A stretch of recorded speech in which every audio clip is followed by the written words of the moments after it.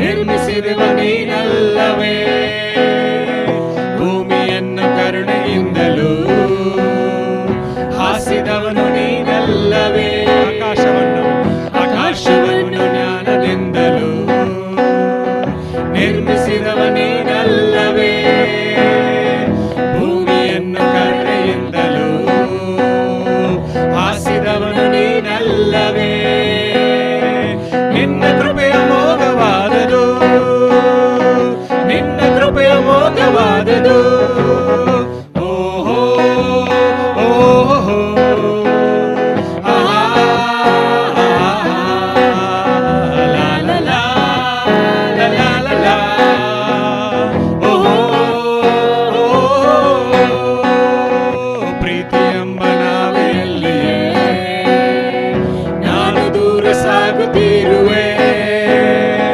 ಸೃಷ್ಟಿಯನ್ನು ನೋಡುವಾಗಲೂ ಅನುಭವಿಸಿ ತಿಳಿಯುವಾಗಲೂ ಪ್ರೀತಿ ಎಂಬ ನಾವೆಯಲ್ಲಿಯೇ ನಾನು ದೂರ ಸಾಗುತ್ತಿರುವೆ. ಸೃಷ್ಟಿಯನ್ನು ನೋಡುವಾಗಲೂ ಅನುಭವಿಸಿ ತಿಳಿಯುವಾಗಲೂ ನಿನ್ನ ಸ್ತುತಿಯನ್ನ ಮಾಡುವೆ, ನಿನ್ನ ಸ್ತುತಿಯನ್ನ ಮಾಡುವೆ.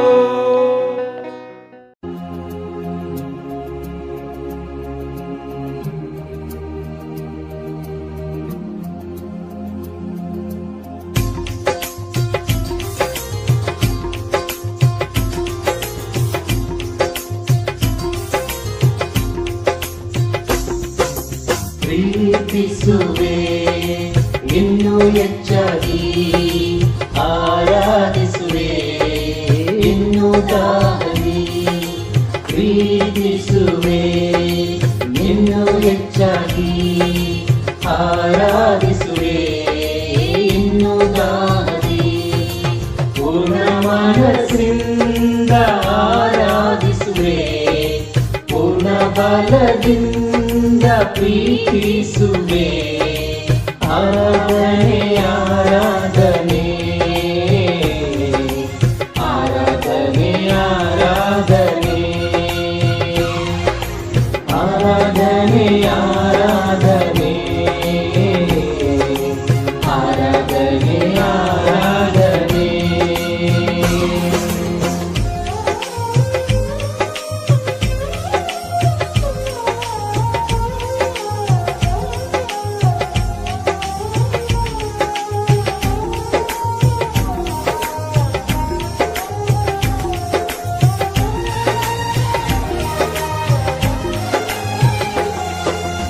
ಎಬಿನೆಜರೇ ಎಬಿನೆಜರೇ, ಇದುವರೆಗೂ ಸಹಾಯ ನೀವೇ. ಎಬಿನೆಜರೇ ಎಬಿನೆಜರೇ, ಇದುವರೆಗೂ ಸಹಾಯ ನೀವೇ. ಇದುವರೆಗೂ ಸಹಾಯ ನೀವೇ. ನನ್ನ ಪೂರ್ಣ ಮನಸ್ಸಿಂದ ಆರಾಧಿಸುವೆ, ಪೂರ್ಣ ಬಲದಿಂದ ಪ್ರೀತಿಸುವೆ. ಆರಾಧನೆ ಆರಾಧನೆ ಆರಾಧನೆ ಆರಾಧನೆ.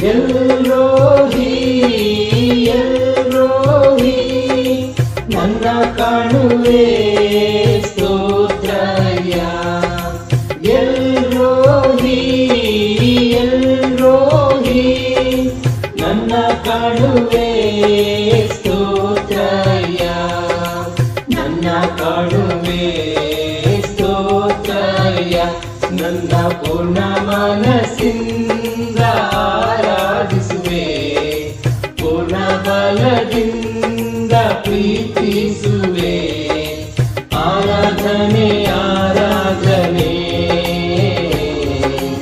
ಆರಾಧನೆ ಆರಾಧನೆ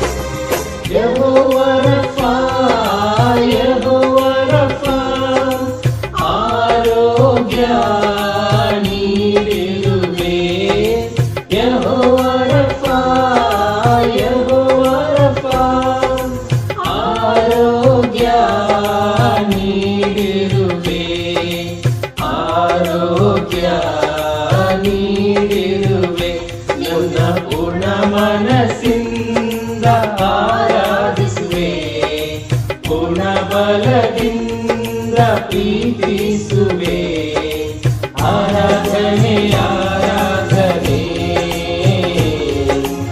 ಆರಾಧನೆ ಆರಾಧನೆ ಪ್ರೀತಿಸುವೆ ನಿನ್ನು ಹೆಚ್ಚಾಗಿ ಆರಾಧಿಸುವೆ ಇನ್ನು ದಾಗದಿ ಪ್ರೀತಿಸುವೆ ನಿನ್ನು ಹೆಚ್ಚಾಗಿ ಆರಾಧಿಸುವೆ ಇನ್ನು ದಾಗದಿ ಪೂರ್ಣ ಮನಸ್ಸಿಂದ ಆರಾಧಿಸುವೆ ಪೂರ್ಣ ಬಲದಿಂದ ಪ್ರೀತಿಸುವೆ ಪೂರ್ಣ ಮನಸ್ಸಿಂದ ಆರಾಧಿಸುವೆ ಪೂರ್ಣ ಬಲದಿಂದ ಪ್ರೀತಿಸುವೆ ಆರಾಧನೆ ಆರಾಧನೆ ಆರಾಧನೆ ಆರಾಧನೆ ಆರಾಧನೆ ಆರಾಧನೆ ಆರಾಧನೆ ಆರಾಧನೆ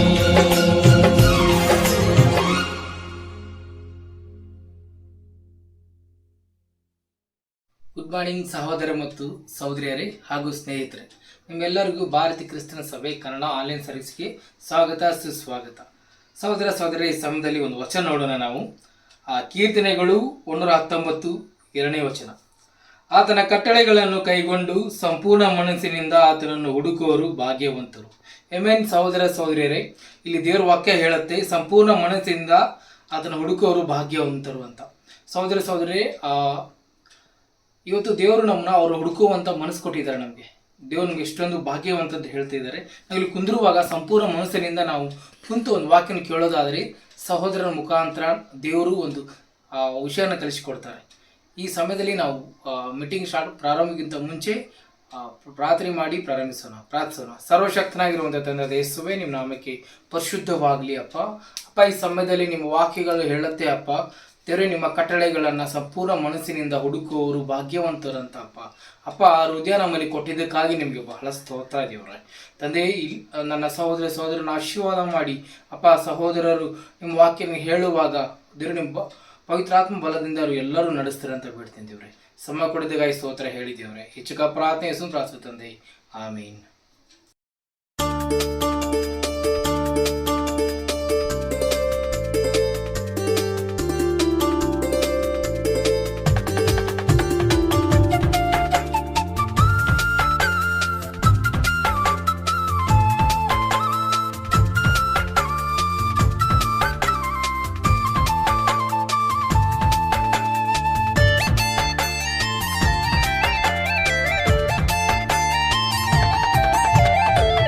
ಯೇಸು ನಾಮ ಅತಿಶಯ ನಾಮ ಪಾಪಿಗೆ ಇಂಪಾದ ನಾಮ ಶ್ರೀ ಯೇಸು ನಾಮ ಅತಿಶಯ ನಾಮ ಪಾಪಿಗೆ ಇಂಪಾದ ನಾಮ ಶ್ರೀ ಯೇಸು ನಾಮ ಅತಿಶಯ ನಾಮ ಪಾಪಿಗೆ ಇಂಪಾದ ನಾಮ ಶ್ರೀ ಯೇಸು ನಾಮ ಅತಿಶಯ ನಾಮ ಪಾಪಿಗೆ ಇಂಪಾದ ನಾಮ ಎಲ್ಲ ನಾಮದಲ್ಲಿ ಮೇಲಾದ ನಾಮ ಯೇಸುವಿನ ದಿವ್ಯ ನಾಮ ಎಲ್ಲ ನಾಮದಲ್ಲಿ ಮೇಲಾದ ನಾಮ ಯೇಸುವಿನ ದಿವ್ಯ ನಾಮ ಸರ್ವ ಜನರೆಲ್ಲ ಅಡ್ಡ ಬಿದ್ದು ಸ್ತೋತ್ರ ಮಾಡಿ ಹರ್ಷದಿಂದ ಹಾಡೋ ನಾಮ ಸರ್ವ ಜನರೆಲ್ಲ ಅಡ್ಡ ಬಿದ್ದು ಸ್ತೋತ್ರ ಮಾಡಿ ಹರ್ಷದಿಂದ ಹಾಡೋ ನಾಮ ಶ್ರೀ ಯೇಸು ನಾಮ ಅತಿಶಯ ನಾಮ ಪಾಪಿಗೆ ಇಂಪಾದ ನಾಮ ಶ್ರೀ ಯೇಸು ನಾಮ ಅತಿಶಯ ನಾಮ ಪಾಪಿಗೆ ಇಂಪಾದ ನಾಮ ಪಾಪ ಪರಿಹಾರಕ್ಕಾಗಿ ಪಾಪಿಗಳ ಹುಡುಗಿ ಧರಣಿಗೆ ಬಂದ ನಾಮ ಪಾಪ ಪರಿಹಾರಕ್ಕಾಗಿ ಪಾಪಿಗಳ ಹುಡುಗಿ ಧರಣಿಗೆ ಬಂದ ನಾಮ ಪಾಪ ರಹಿತ ಜೀವಿತದ ಮಾದರಿಯ ತೋರಿಸಿದ ಪರಿಶುದ್ಧ ಪುಣ್ಯನಾಮ ಪಾಪ ರಹಿತ ಜೀವಿತದ ಮಾದರಿಯ ತೋರಿಸಿದ ಪರಿಶುದ್ಧ ಪುಣ್ಯನಾಮ ಶ್ರೀ ಯೇಸು ನಾಮ ಅತಿಶಯ ನಾಮ ಪಾಪಿಗೆ ಇಂಪಾದ ನಾಮ ಶ್ರೀ ಯೇಸು ನಾಮ ಅತಿಶಯ ನಾಮ ಪಾಪಿಗೆ ಇಂಪಾದ ನಾಮ ಲೆಕ್ಕವಿಲ್ಲದಷ್ಟು ಪಾಪ ನನ್ನಿಂದ ತೆಗೆಯಲು ನನಗಾಗಿ ಬಂದ ನಾಮ ಲೆಕ್ಕವಿಲ್ಲದಷ್ಟು ಪಾಪ ನನ್ನಿಂದ ತೆಗೆಯಲು ನನಗಾಗಿ ಬಂದ ನಾಮ ಅನ್ಯವೆಂದು ತಳ್ಳದನ್ನ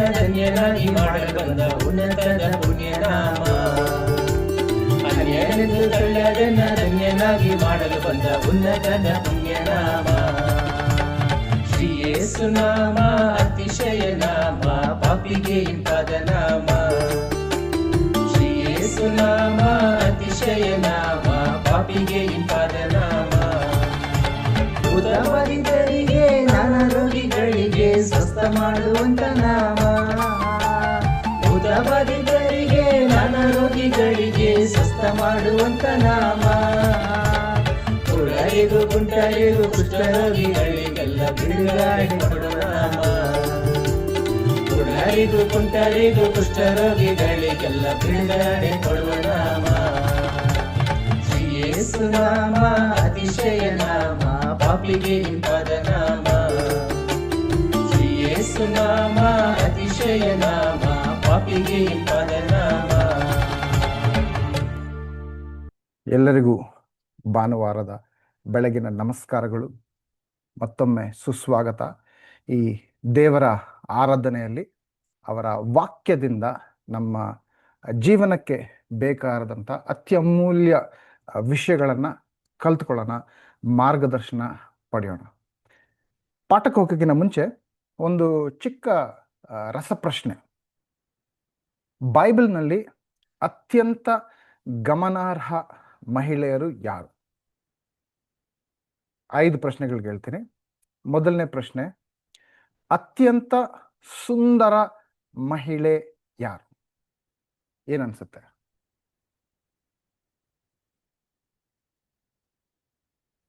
ಹೌದು, ಎಸ್ತರಳು.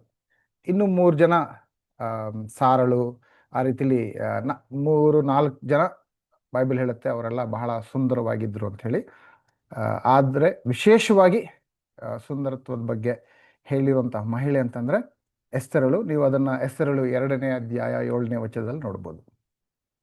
ಇವಾಗ ಸುಂದರ ಆಯಿತು. ಅತ್ಯಂತ ದುಷ್ಟ ಮಹಿಳೆ ಯಾರು?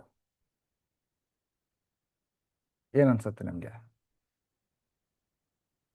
ಇಂಗ್ಲಿಷಲ್ಲಿ ಜೆಜಬೆಲ್, ಇಜಬೆಲಳು. ಇದು 1 ಅರಸುಗಳು 21ನೇ ಅಧ್ಯಾಯ 25ನೇ ವಚನದಲ್ಲಿ ನೀವು ನೋಡ್ಬೋದು. ಆ ಕೆಲವು ಅಧ್ಯಾಯಗಳಲ್ಲಿ ಈ ಹೆಣ್ಣು ಏನೆಲ್ಲ ಮಾಡಿದ್ರು, ಯಾವ ರೀತಿಲಿ ಜನರನ್ನ ದೇವರಿಂದ ದೂರ ತಗೊಂಡೋದ್ರು, ದುಷ್ಟತನ ಮಾಡಿದ್ರು ಅಂತ ಪ್ರಕಟಣೆಯಲ್ಲಿ ಕೂಡ ಇವ್ರ ಬಗ್ಗೆ ಬರುತ್ತೆ. ಅಷ್ಟು ದುಷ್ಟ ಮಹಿಳೆ ಇವರು. 3ನೇ ಪ್ರಶ್ನೆ, ಅತ್ಯಂತ ನಂಬಿಕೆಯುಳ್ಳ ಮಹಿಳೆ ಯಾರಿರ್ಬೋದು? ಹಳೆ ಒಡಂಬಡಿಕೆ, ಹೊಸ ಒಡಂಬಡಿಕೆ, ಯಾರಿರ್ಬೋದು? ಲೂಕ 1ನೇ ಅಧ್ಯಾಯ 38ನೇ ವಚನದಲ್ಲಿ ಹೇಳುತ್ತೆ, ಅವರು ಯಾರಲ್ಲ, ಮರಿಯಳು, ಅಂದ್ರೆ ಯೇಸುವಿನ ತಾಯಿ ಮರಿಯಳು, ಬಹಳ ನಂಬಿಕೆಯುಳ್ಳ ಮಹಿಳೆ. 4ನೇ ಪ್ರಶ್ನೆ, ಶ್ರೇಷ್ಠ ಮಹಿಳಾ ನಾಯಕಿ ಯಾರು? ಸತ್ಯವೇದದಲ್ಲಿ ಶ್ರೇಷ್ಠ ಮಹಿಳಾ ನಾಯಕಿ ಯಾರು? ಯಾರಿರ್ಬೋದು? ಹೌದು, ನ್ಯಾಯಸ್ಥಾಪಕರಲ್ಲಿ 4ನೇ ಅಧ್ಯಾಯ 4ನೇ ವಚನದಲ್ಲಿ ನೋಡ್ಬೋದು, ಡೆಬೊರಳು ಬಹಳ ಶ್ರೇಷ್ಠ ಮಹಿಳಾ ನಾಯಕಿಯಾಗಿದ್ರು. ಅಲ್ಲಿರುವಂಥ ಗಂಡಸರೇ ಬಹಳ ಹೆದರ್ಕೊಂಡಿರ್ಬೇಕಾದ್ರೆ ಈಕೆ ಮುಂದೆ ಬಂದು, ಇಲ್ಲ ದೇವ್ರಿಗೋಸ್ಕರ ಬನ್ನಿ ಹೋರಾಡೋಣ ಅಂತ ಬಹಳ ಧೈರ್ಯದಿಂದ ಜನರನ್ನ ನಾಯಕತ್ವ ಮಾಡಿ ಮುಂದೆ ತಗೊಂಡೋಗಿರುವಂಥ ಒಂದು ಮಹಿಳೆ. 5ನೇ ಪ್ರಶ್ನೆ, ಕೊನೆ ಪ್ರಶ್ನೆ, ಅತ್ಯಂತ ಬುದ್ಧಿವಂತ ಮಹಿಳೆ ಯಾರು? ಯಾರಿರ್ಬೋದು? ಅವರ ಹೆಸರೇ ಅಬಿಗೇಲ್. 1 ಸಾಮುವೇಲ 25ನೇ ಅಧ್ಯಾಯ 3ನೇ ವಚನದಲ್ಲಿ ಹೇಳುತ್ತೆ, ಇವರು ಸುಂದರತ್ವದಲ್ಲೂ ಕೂಡ ಶ್ರೇಷ್ಠ, ಮತ್ತೆ ಬುದ್ಧಿವಂತಿಕೆಯಲ್ಲೂ ಶ್ರೇಷ್ಠ. ಇಂತಹ ಗುಣಗಳನ್ಬೋದ ಅಥವಾ ಹೆಸರುವಾಸಿ ನಿಮಗೆ ಯಾವ ಥರ ಬೇಕು ಅನ್ಸುತ್ತೆ? ನಿಮಗೆ ಸುಂದರತ್ವ ಬೇಕಾ, ನಂಬಿಕೆ ಬೇಕಾ, ನಾಯಕತ್ವ ಬೇಕಾ, ಅಥವಾ ಬುದ್ಧಿವಂತಿಕೆ ಬೇಕಾ? ನನಗನ್ಸುತ್ತೆ ನಮಗೆಲ್ಲರಿಗೂ ಏನೋ ಅನೇಕ ವಿಷಯಗಳು ಬೇಕು. ಅದರಲ್ಲೂ ಬುದ್ಧಿವಂತಿಕೆ ಇದ್ದರೆ ನಮ್ಮ ಜೀವನನ ಇನ್ನಷ್ಟು ಉತ್ತಮವಾಗಿ ನಾವು ನಡ್ಸ್ಕೊಂಡು ಹೋಗ್ಬೋದು. ನಮ್ಮ ಆತ್ಮಿಕ ಜೀವನ ಆಗಿರ್ಬೋದು, ವೈಯಕ್ತಿಕ ಜೀವನ ಆಗಿರ್ಬೋದು, ನಮ್ಮ ಕೆಲಸದ ಜೀವನ ಆಗಿರ್ಬೋದು, ಅಥವಾ ಕುಟುಂಬದ ಜೀವನ ಆಗಿರ್ಬೋದು, ಎಲ್ಲವನ್ನು ಕೂಡ ಅದ್ಭುತವಾಗಿ ನಡ್ಸ್ಕೊಂಡು ಹೋಗ್ಬೇಕಂದ್ರೆ ಬುದ್ಧಿವಂತಿಕೆ ಬೇಕು. ಅದಕ್ಕೋಸ್ಕರ ಇವತ್ತಿನ ಪಾಠ ನಾವು ಅಬಿಗೈಲ ಅವರ ಜೀವನದಿಂದ ಬರೀ ಒಂದೇ ಒಂದು ಅಧ್ಯಾಯ, ಆ ಅಧ್ಯಾಯದಲ್ಲೇ ಎಂತಹ ಅದ್ಭುತವಾದಂಥ ಬುದ್ಧಿವಂತಿಕೆ ಈ ಮಹಿಳೆ ಅಂದರೆ ಅಬಿಗೈಲಲು ವ್ಯಕ್ತಪಡಿಸೋದನ್ನು ನಾವು ನೋಡ್ತೀರಿ. ಅವರ ಜೀವನದಿಂದ 1ನೇ ಸಾಮುವೇಲ 25ನೇ ಅಧ್ಯಾಯದಲ್ಲಿ ನಡೆದಂಥ ಒಂದು ಘಟನೆಯಿಂದ ನಾವು ಹೇಗೆ ಬುದ್ಧಿವಂತರಾಗಬಹುದು ಅಬಿಗೈಲಿಂದ ನಾವು ಇವತ್ತು ಕಲಿಯಲಿದ್ದೇವೆ. ಸೊ ಅದಕ್ಕೋಸ್ಕರ ಪ್ರಾರ್ಥನೆ ಮಾಡಿ ಮುಂದುವರ್ಸೋಣ. ಪ್ರಾರ್ಥಿಸೋಣ. ತಂದೆಯಾದ ದೇವರೇ, ಹೌದು ಸ್ವಾಮಿ, ನಾವು ಅನೇಕ ರೀತಿಯಲ್ಲಿ ಮೂರ್ಖರು. ಕೆಲವು ಸಾರಿ ಗೊತ್ತಿಲ್ದಿರ ಮೂರ್ಖತನ ಮಾಡ್ತೀರಿ, ಕೆಲವು ಸಾರಿ ಗೊತ್ತಿದ್ದು ಕೂಡ ಮೂರ್ಖತನದಲ್ಲಿ ಬೀಳ್ತಾ ಇರ್ತೀರಿ ಸ್ವಾಮಿ. ಆ ರೀತಿಯಲ್ಲಿ ಬಿದ್ದು ಬಹಳ ಸಾರಿ ಅಯ್ಯಯ್ಯೋ ಆ ರೀತಿಲಿ ನಾನು ಮಾಡಬಾರ್ದಾಗಿತ್ತು ಅಂತ ನಿರ್ಧಾರ ಮಾಡಿದ ನಂತರ ವ್ಯಥೆ ಪಡ್ತೀರಿ. ಓ, ನಾನು ಆ ರೀತಿಲಿ ಹೇಳಬಾರ್ದಾಗಿತ್ತು, ಆ ರೀತಿಲಿ ಮಾಡಬಾರ್ದಾಗಿತ್ತು, ಇಲ್ಲಿ ಈ ಥರ ಮಾಡಿಬಿಟ್ಟೆ, ಹಾಗೆ ಹೇಗೆ ಅಂತ ಆಮೇಲೆ ನಾವು ವ್ಯಥೆ ಪಡ್ತೀರ. ಆ ರೀತಿಲಿ ಇಲ್ದಿರ ಸಮಯ, ಸಂದರ್ಭ, ಜನ, ಎಲ್ಲಿದ್ದೀನಿ, ಜೀವನ ಹೇಗಿದೆ, ಇದೆಲ್ಲವನ್ನು ಕೂಡ ಅರಿತು ಬುದ್ಧಿವಂತಿಕೆಯಾದಂಥ ನಿರ್ಧಾರಗಳು, ಬುದ್ಧಿವಂತಿಕೆಯಿಂದ ನಮ್ಮ ಜೀವನ ನಡೆಸ್ಕೊಂಡು ಹೋಗೋದು ನಮಗೆ ಬಹಳ ಬೇಕಾಗಿರುವಂಥ ಒಂದು ವಿಷಯ ಸ್ವಾಮಿ.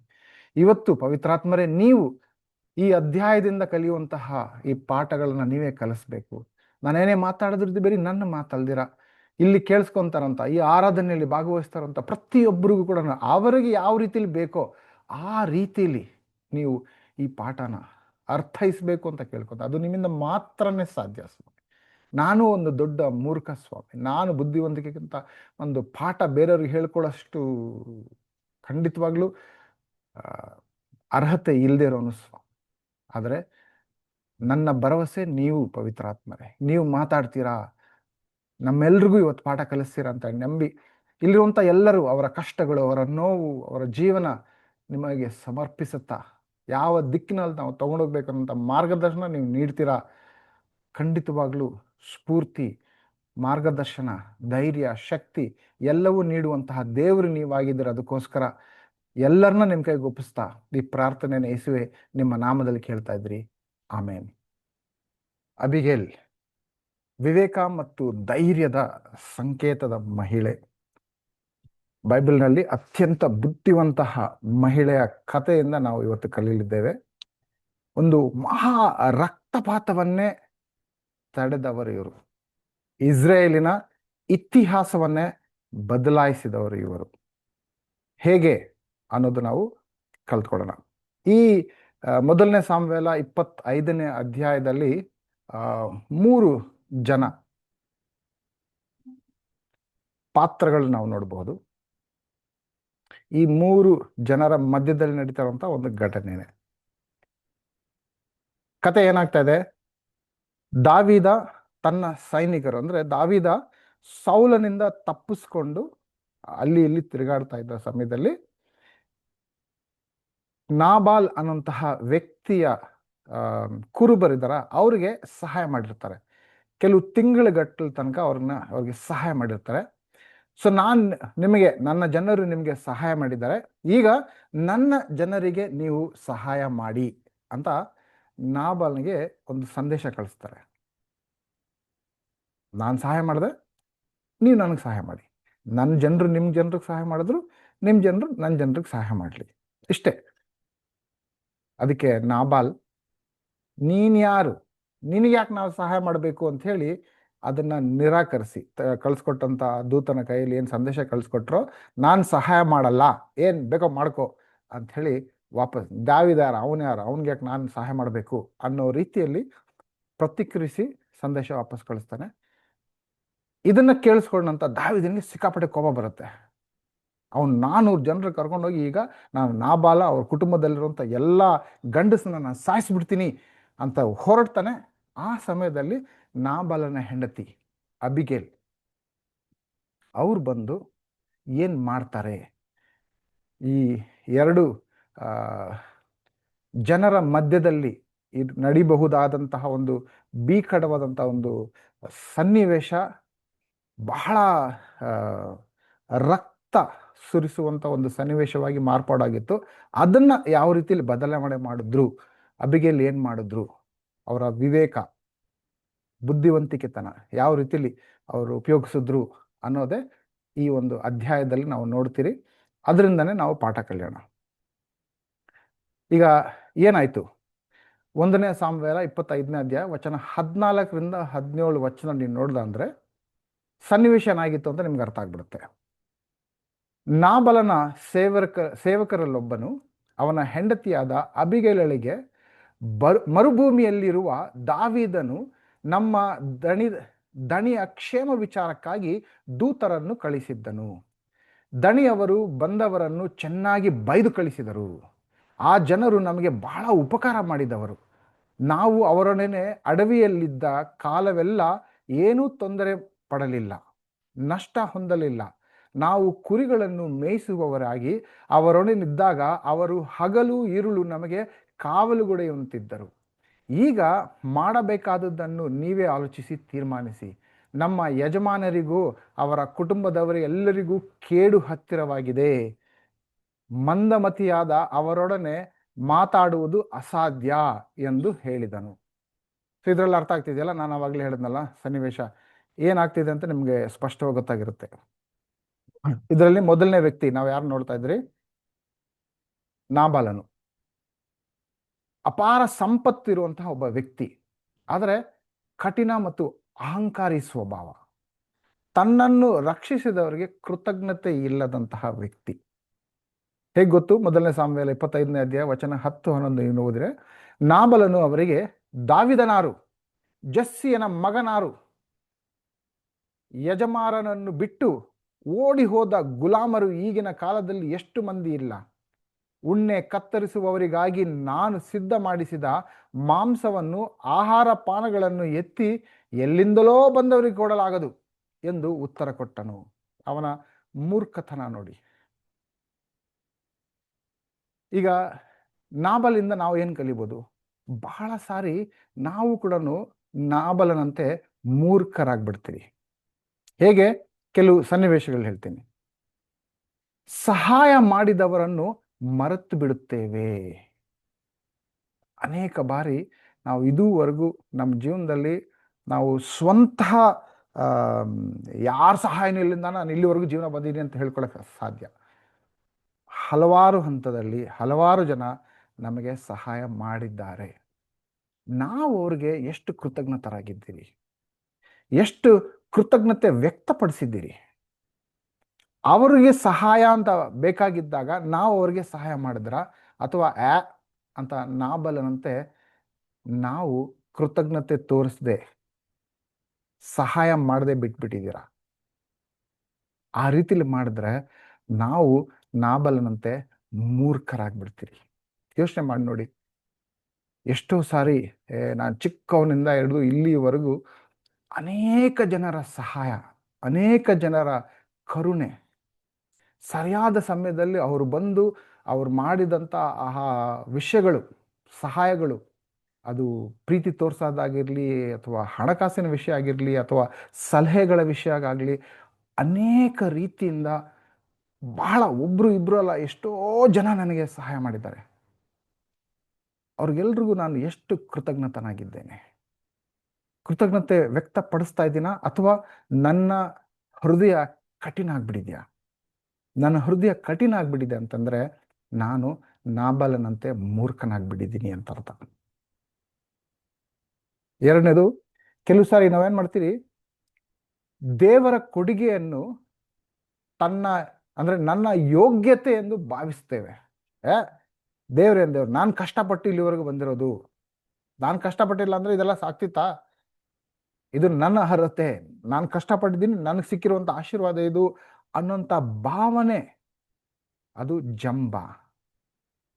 ಜಂಬ ಇದ್ರೆ ಅದು ನಮ್ಮ ಮೂರ್ಖತನ. ಯಾಕಂತಂದ್ರೆ ಒಂದು ಬಾರಿ ಆಲೋಚನೆ ಮಾಡಿ ನೋಡಿ, ಮುಂದಿನ ಕ್ಷಣ ಅಂದ್ರೆ ಈಗ ನಾನು ಮಾತಾಡ್ತಾರೆ, ಒಂದು ಮುಂದಿನ ಕ್ಷಣ ಉಸಿರಾಡ್ಬೇಕಂತಂದ್ರೂ ದೇವರ ಕೃಪೆ ಬೇಕು.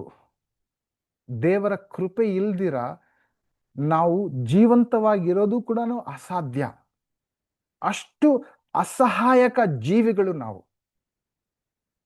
ದೇವರ ಜನರ ಸಹಾಯ ಇಲ್ದರ ನಾವು ಜೀವನ ಮಾಡೋದಕ್ಕಾಗೋದಿಲ್ಲ. ನನ್ನ ಅರ್ಹತೆ, ನನ್ನ ಯೋಗ್ಯತೆ ಅನ್ನೋದಕ್ಕೆ ಏನೂ ಇಲ್ಲ, ಬರೀ ಶೂನ್ಯ ನಾವು. ದೇವರಿಂದ ಮಾತ್ರನೇ ನಾವು ಜೀವಂತವಾಗಿದ್ರಿ. ಎಷ್ಟರ ಮಟ್ಟಿಗೆ ಆ ಕೃತಜ್ಞತೆ ಮನೋಭಾವ ಇದೆ ದೇವ್ರ ಕಡೆಗೆ? ಸರಿಯಾದ ಸಮಯದಲ್ಲಿ ದೇವರು ಆ ಜನರು, ಆ ಕುಟುಂಬದ ಸದಸ್ಯರಾಗಿರ್ಲಿ ಅಥವಾ ನೆಂಟರಾಗಿರ್ಲಿ, ಸ್ನೇಹಿತರಾಗಿರ್ಲಿ, ಅಕ್ಕಪಕ್ಕದ ಮನೆಯವರಾಗಿರ್ಲಿ, ಸ್ಕೂಲಲ್ಲಾಗಲಿ, ಕಾಲೇಜಲ್ಲಾಗಲಿ, ಕೆಲಸ ಮಾಡೋ ಜಾಗದಲ್ಲಿ ಆ ಜನರನ್ನ ದೇವರು ಕಳಿಸಿರ್ಲಿಲ್ಲ ಅಂತಂದ್ರೆ ಈಗ ನನ್ನ ಜೀವನ ಈ ರೀತಿಲಿ ಇರ್ತಾ ಇರಲಿಲ್ಲ. ಆ ಕೃತಜ್ಞತೆ ಮನೋಭಾವ ಇಲ್ದಿರ ಇದು ನಾನು ಗಳಿಸಿರೋದು, ನನ್ನ ಸ್ವಂತ ಶಕ್ತಿ, ಹಾಗೆ ಹೀಗೆ ಅಂತ ನಾನು ಯೋಗ್ಯತೆ ನೆನೆಸ್ಕೊಂಡು ಹೋದ್ರೆ ನನಗಿಂತ ಮೂರ್ಖ ಇನ್ನೊಬ್ಬ ಇರೋದಿಲ್ಲ. ಕೆಲವು ಸಾರಿ ಅನ್ಕೊಳ್ತೀರಿ, ಇದು ದೇವರ ಮಾಡ್ಬೇಕಾಗಿಂತ ಕಾರ್ಯ ಮಾಡಿದ್ದಾರೆ, ಅವ್ರಿಗೆ ಕೃತಜ್ಞತೆ ಹೇಳ್ತಾ ಇರ್ಬೇಕಂತಂದ್ರೆ ನಾವು ಪ್ರತಿ ಕ್ಷಣ ಕೃತಜ್ಞತೆ ಅಂತ ಹೇಳ್ಕೊಳ್ತಾ ಇರ್ಬೇಕಂತಂದ್ರೆ ಅವ್ರಿಗೆ ಆಶೀರ್ವಾದ ಅಷ್ಟೊಂದು ನಮ್ಗೆ ಮಾಡ್ತಾ ಇದ್ದಾರೆ ದೇವರು ಅಂತ ಅನ್ಸ್ಬೋದು. ಪರವಾಗಿಲ್ಲ, ದೇವ್ರು ಅರ್ಥ ಮಾಡ್ಕೋತಾರೆ. ಪ್ರತಿ ಕ್ಷಣನ ನಾವು ಕೃತಜ್ಞತೆ ಹೇಳ್ಕೊಂಡು ಹೋಗ್ತಾ ಇದ್ದಂದ್ರೆ ಅದು ಸರಿ ಇರಲ್ಲ, ಅವ್ರು ಅರ್ಥ ಮಾಡ್ಕೊಳ್ತಾರೆ ಅನ್ನೋಂಥ ಮನೋಭಾವ ನಮ್ಮಲ್ಲಿ ಬಂದ್ಬಿಡುತ್ತೆ. ದೇವರಿಗೆ ಕೃತಜ್ಞತರಾಗಿರದೇ ಇರುವುದು ನಮ್ಮ ದೊಡ್ಡ ಮೂರ್ಖತನ. ನೀವು ಆ 10 ಜನ ಕುಷ್ಠರೋಗಿಗಳ ಕತೆ ನೋಡೋದಂತಂದ್ರೆ ಒಬ್ಬನೇ ವಾಪಸ್ ಬರ್ತಾನೆ. ಆಗ ಯೇಸು ಏನ್ ಕೇಳ್ತಾರೆ, ಆ ಮಿಕ್ಕಿರೋ 9 ಜನ ಎಲ್ಲಿ ಅಂದ್ರೆ ಯೇಸು ಕಾಯ್ತಾ ಇದ್ರು 10 ಜನನು ವಾಪಸ್ ಬರಬೇಕು ಅಂತ. ಪ್ರತಿದಿನ ದೇವ್ರು ಕಾಯ್ತಾ ಇದ್ದಾರೆ. ನಾವು ಕೃತಜ್ಞತೆ ಹೇಳಬೇಕು. ಅವ್ರಿಗದು ಬೇಕು ಅಂತಲ್ಲ, ಪ್ರೀತಿಯಿಂದ ಕಾಯ್ತಾ ಇದ್ದಾರೆ. ತಂದೆ ಈ ಆಸ್ತಿನ ತಗೊಂಡು ಓಡೋಗ್ಬಿಟ್ಟಿದ್ನಲ್ಲ, ಮಗನಿಗೋಸ್ಕರ ಕಾಯ್ತಾ ಇದ್ರಲ್ಲ, ಆ ಪ್ರೀತಿಯಿಂದ ಪ್ರತಿದಿನ ನಮಗೋಸ್ಕರ ಕಾಯ್ತಾ ಇದ್ದಾರೆ. ನಾವು ಎಷ್ಟು ಕೃತಜ್ಞತೆ ವ್ಯಕ್ತಪಡಿಸ್ತಾ ಇದ್ದೀರಿ? ಎಷ್ಟು ಮಟ್ಟಿಗೆ ನಮ್ಮ ಜೀವನದಲ್ಲಿ ಆಗ್ತಾರಂತ ಪ್ರತಿಯೊಂದು ವಿಷಯದಲ್ಲೂ ದೇವರಿಗೆ ಮಹಿಮೆ ಸಲ್ಲಿಸ್ತಾ ಇದ್ದೀರಿ? ನನ್ನಿಂದ ಏನೂ ಇಲ್ಲ, ಎಲ್ಲವೂ ಸರ್ವವು ಭಗವಂತನಿಂದನೇ, ಯೇಸುವಿನಿಂದನೇ, ಅವರ ಸಹಾಯ ಇಲ್ದರ ನಾನು ಶೂನ್ಯ ಅನ್ನುವಂಥ ಮನೋಭಾವ ನಮ್ದಾಗಿಲ್ಲ ಅಂತಂದ್ರೆ ನಾವು ಮೂರ್ಖರೇ, ನಾವು ನಾಬಲನಂತೆ ಮೂರ್ಖರೇ. ಸೊ ದಯವಿಟ್ಟು ಸಹೋದರ ಸಹೋದರಿಯರೇ ಮತ್ತು ಸ್ನೇಹಿತರೆ, ಅಂತಹ ಮೂರ್ಖತನ ಮಾಡೋದು ಬೇಡ. ಯಾರಿಗೆಲ್ಲ ನಮಗೆ ಸಹಾಯ ಮಾಡಿದ್ದಾರೋ ಅವ್ರಿಗೋಗಿ ಕೃತಜ್ಞತೆ ಸಲ್ಲಿಸೋಣ. ಅವ್ರಿಗೆ ಕಷ್ಟ ಅಂತ ಬಂದಾಗ ನಾವು ನೆರವಿಗೆ ನಿಲ್ಲೋಣ, ಸಹಾಯ ಮಾಡೋಣ. ನಾಬಲನಂತ ಮೂರ್ಖರಾಗೋದು ಬೇಡ. ಇವತ್ತೇ ಯೋಚನೆ ಮಾಡಿ, ಯಾರಿಗೆಲ್ಲ ನೀವು ಫೋನ್ ಮಾಡಿ ಕೃತಜ್ಞತೆ ತಿಳಿಸ್ಬೇಕು ತಿಳಿಸಿ. ನಿಮ್ಮ ಕುಟುಂಬದವ್ರಿಗೆ ಇವತ್ತು ಆಹಾರ ತಿನ್ಬೇಕಾದ್ರೆ ಅವ್ರಿಗೆ ಕೃತಜ್ಞತೆ ಸಲ್ಲಿಸಿ. ಅವರಿಲ್ಲ ಅಂತಂದ್ರೆ ನಮ್ಮ ಜೀವನ ಇವಾಗ ಯಾವ ರೀತಿಲಿ ಆ ರೀತಿಲಿ ಇರಕ್ಕೆ ಸಾಧ್ಯ ಇಲ್ಲ. ನೀವು ಕೆಲ್ಸಕ್ಕೆ ಹೋಗ್ಬೇಕಾದ್ರೆ ಕೆಲಸದಲ್ಲಿ ಜೊತೆಲಿ ಕೆಲಸ ಮಾಡೋರು ಅವ್ರ ಸಹಾಯದಿಂದನೂ ನಿಮ್ಗೆ ಎಷ್ಟೋ ಮೇಲಾಗಿದೆ. ಅವ್ರಿಗೋಗಿ ಕೃತಜ್ಞತೆ ಸಲ್ಲಿಸಿ. ಇದು ನಮ್ಮ ಸ್ವಭಾವ ಆಗಬೇಕು. ಕೃತಜ್ಞತೆ ಸಲ್ಲಿಸುವಂತಹ ನಮ್ಮ ಸ್ವಭಾವ. ಸಾಧಾರಣ ಯಾರೋ ಹೇಳಿ ಅಥವಾ ಏನಾದರೂ ಒಂದು ದೊಡ್ಡದು ಮಾಡಿದಾಗ ಮಾತ್ರ ಕೃತಜ್ಞತೆ ಇಲ್ಲ, ಚಿಕ್ಕ ಚಿಕ್ಕ ವಿಷಯಕ್ಕೂ ಕೃತಜ್ಞತೆ ಸಲ್ಲಿಸುವಂಥ ವ್ಯಕ್ತಿಗಳು ನಾವು ಆಗ್ಬೇಕು. ಆ ಮನೋಭಾವ ನಾವು ಬೆಳೆಸ್ಕೊಳ್ಳೋಣ. ಒಂದು ಸೀಕ್ರೆಟ್ ಹೇಳ್ತೀನಿ, ಎಷ್ಟು ನಾವು ಕೃತಜ್ಞತೆ ಸಲ್ಲಿಸ್ತಿರೋ, ಎಷ್ಟು ಕೃತಜ್ಞತೆ ಹೇಳ್ತಿರೋ, ಎಷ್ಟು ಕೃತಜ್ಞತೆ ಮನೋಭಾವ ನಮ್ಮಲ್ಲಿ ಬೆಳೆಸ್ಕೊತಿರೋ ಅಷ್ಟು ಸಂತೋಷ ನಮ್ಮಲ್ಲಿ ಬೆಳೆಯುತ್ತೆ. ಇದು ಸೈನ್ಸಲ್ಲಿ ವಿಜ್ಞಾನಿಕವಾಗಿ ಎಕ್ಸ್ಪೆರಿಮೆಂಟ್ ಮಾಡಿ ಅರ್ಥ ಮಾಡ್ಕೊಂಡಿರೋಂಥ ವಿಷಯ. ಯಾರು ತುಂಬ ಖುಷಿಯಾಗಿರ್ತಾರೆ, ಸಂತೋಷವಾಗಿರ್ತಾರೆ, ನೆಮ್ಮದಿಯಾಗಿರ್ತಾರೆ, ಯಾರು ಕೃತಜ್ಞತಾ ಮನೋಭಾವದಿಂದ ಅವ್ರ ಮನಸ್ಸಲ್ಲಿ ತುಂಬಿಕೊಂಡಿರ್ತಾರೆ ಅವರೇ ಜಾಸ್ತಿ ಸಂತೋಷವಾಗಿರೋದು. ಬೇಕಂದ್ರೆ ಟ್ರೈ ಮಾಡಿ ನೋಡಿ. ಒಂದು ವಾರ ಪ್ರತಿ ದಿನ ಕೃತಜ್ಞತೆ ಸಲ್ಲಿಸ್ತಾರೆ. ಯಾರೆಲ್ಲ ನಿಮ್ಗೆ ಸಹಾಯ ಮಾಡ್ತಾ ಇದಾರೋ ಅವ್ರಿಗೆಲ್ಲ ಕೃತಜ್ಞತೆ ಸಲ್ಲಿಸ್ತಾ ಹೋಗ್ತಾರೆ. ನೀವು ನೋಡಿ ಪ್ರತಿ ದಿನ ನಿಮ್ಮ ಸಂತೋಷ ಎಷ್ಟರ ಮಟ್ಟಿಗೆ ಜಾಸ್ತಿ ಆಗ್ತಾ ಇರುತ್ತೆ ಅಂತ. ಸೊ ನಾಬಾಲ್ನಂತೆ ನಾವು ಮೂರ್ಖರಾಗೋದು ಬೇಡ. ಕೃತಜ್ಞತೆ ಭಾವ ತುಂಬಿರುವಂಥ ಮನುಷ್ಯರು ನಾವಾಗೋಣ. ಈ ಕಥೆಯಲ್ಲಿ ಬರುವಂತಹ ಎರಡನೇ ವ್ಯಕ್ತಿ ದಾವೀದ. ತಾನೇನು ಮಾಡ್ದ? ಕೋಪಿಷ್ಟ ವ್ಯಕ್ತಿ. ಅರಣ್ಯದಲ್ಲಿ ಅಲ್ಲಾಡುತ್ತಿರುವಾಗ ಭವಿಷ್ಯದ ರಾಜನಾಗಿದ್ದ. ನಾಬಾಲ್ ತಾನು ಕೇಳಿರುವಂಥ ವಿಷಯ ಮಾಡಿಲ್ಲ ಅಂದಾಗ ತನ್ನ ಪ್ರತಿಕ್ರಿಯೆ ನೋಡಿ. ಸಾಮ್ವೇಲನು 25ನೇ ಅಧ್ಯಾಯ, 1 ಸಾಮ್ವೇಲನು 25ನೇ ಅಧ್ಯಾಯ ವಚನ 12-13. ಆ ಸೇವಕರು ಹಿಂದಿರುಗಿ ತಮ್ಮ ದಾರಿ ಹಿಡಿದು ದಾವೀದನ ಬಳಿಗೆ ಬಂದು ಅವನಿಗೆ ಎಲ್ಲವನ್ನೂ ತಿಳಿಸಿದರು. ಆಗ ದಾವೀದನು ತನ್ನ ಜನರಿಗೆ ಕತ್ತಿಯನ್ನು ಸೊಂಟಕ್ಕೆ ಕಟ್ಟಿಕೊಳ್ಳಿ ಎಂದು ಆಜ್ಞಾಪಿಸಿದನು. ಅವರೆಲ್ಲರೂ ಕಟ್ಟಿಕೊಂಡರು. ದಾವೀದನು ಕಟ್ಟಿಕೊಂಡನು. ಹೆಚ್ಚು ಕಡಿಮೆ 400 ಮಂದಿ ದಾವೀದನ ಜೊತೆಯಲ್ಲಿ ಹೋದರು. 200 ಮಂದಿ ಸಾಮಗ್ರಿಗಳನ್ನು ಕಾಯುತ್ತಾ ಅಲ್ಲೇ ಇದ್ದರು. 400 ಜನರನ್ನ ಕರ್ಕೊಂಡು ಹೋಗ್ತಾ ಇದ್ದಾರೆ. ಧ್ವಂಸ ಮಾಡ್ತೀನಿ. ನಾಬಾಲ್ ಯಾರು?